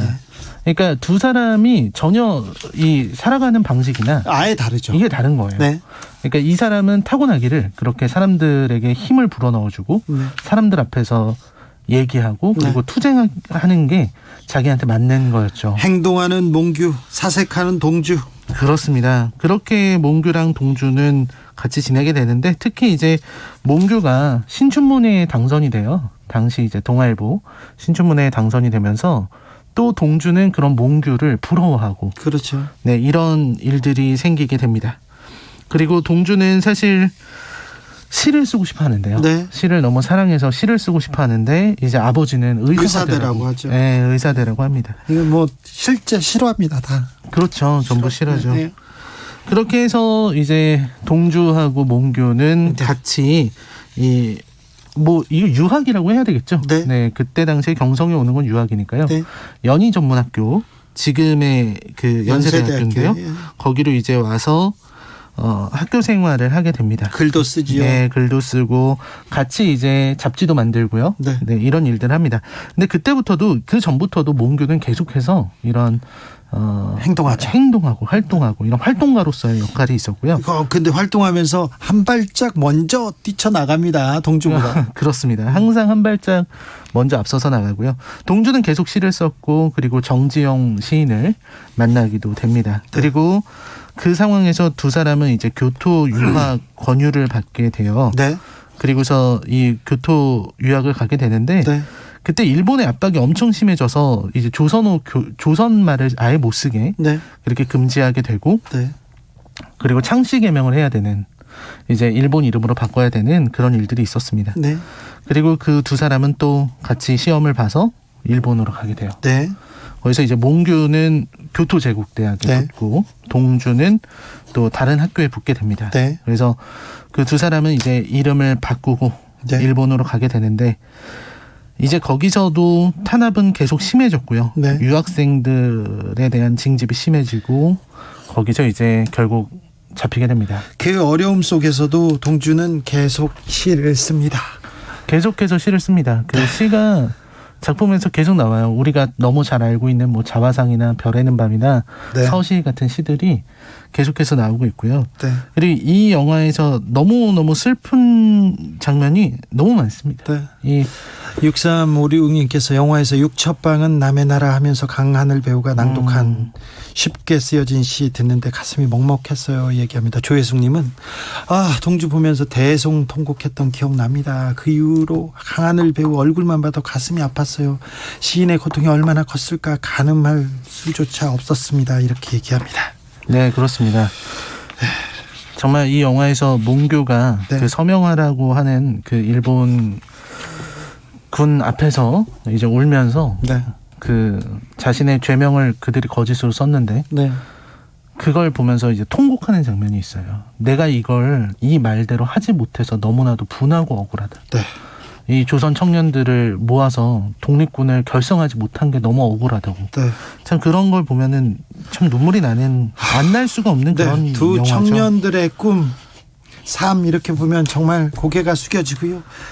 정말 제가 윤동주 시인을 너무 사랑해가지고 저는 북한도 용정에서부터 그가 이렇게 걸어왔던 길을 다 따라가 봤어요. 일본에서도 후쿠오카 형무소도 가보고 대학교도 가보고 그 또 흔적을 찾아서 제가 몇 번 이렇게 다녀왔는데 영화 보면 가슴이 벅벅하더라고요. 네, 저도 너무너무 좋아해서 저도 시도 다 외우고 그러고 있는데 참 눈물이 안 날 수가 없더라고요.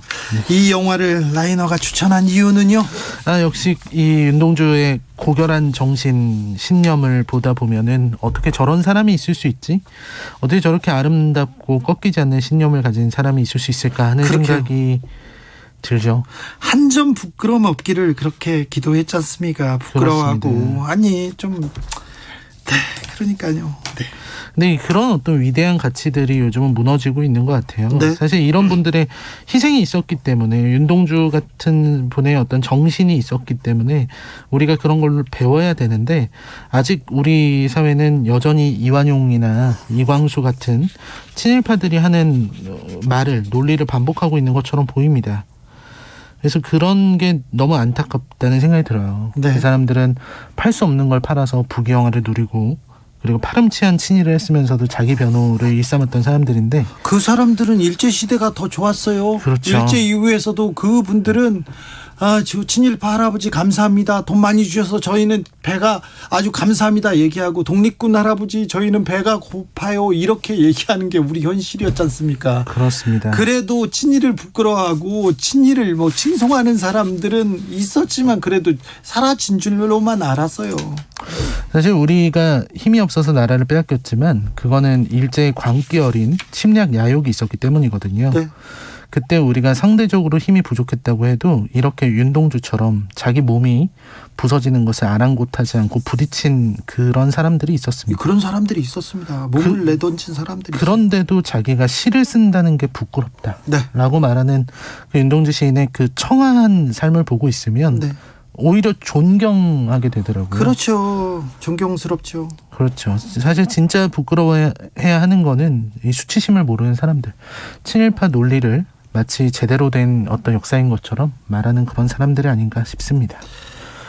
참 김미경님께서 영화 동주 생각하면 제가 어떻게 살아야 할지 자문하게 됩니다. 쉽게 쓰여진 시 저는 계속 외우면서 제가 인생은 살기 어렵다는데 하면서 항상 열심히 살려고 합니다. 여러분도 동주 보면서 그런 생각할 겁니다. 그런데 정치인들은요, 한 점 부끄러움이 아니라 10점 부끄러움이 있어도 괜찮아요. 10점 부끄러움만 있었으면 좋겠어요. 조금 그래도 좀 부끄러움이라는 게 있다 이런 생각을 하면서 좀 정치를 해주셨으면 한다는 생각이 조금 들었습니다. 저는 부끄러워 죽겠어요, 정치인들 보면. 오늘 시사회 라이너가 골라온 작품은 동주였습니다. 동주 잘 봤습니다. 네, 감사합니다. 감사합니다. 감사합니다. 지금 동주 OST 중에서 강하늘이 부른 자화성상 나가고 있습니다. 그 말 하나하나 식구 하나 너무 아름다운데요. 여러분 윤동주 시인의 시에서 그리고 동주 영화에서 또 우리를 한번 되돌아보는 그런 시간 가져도 좋을 것 같습니다. 주진우 라이브는 여기서 인사드립니다. 내일 오후 5시 5분에 저는 주진우 라이브 스페셜로 돌아오겠습니다. 지금까지 주진우였습니다.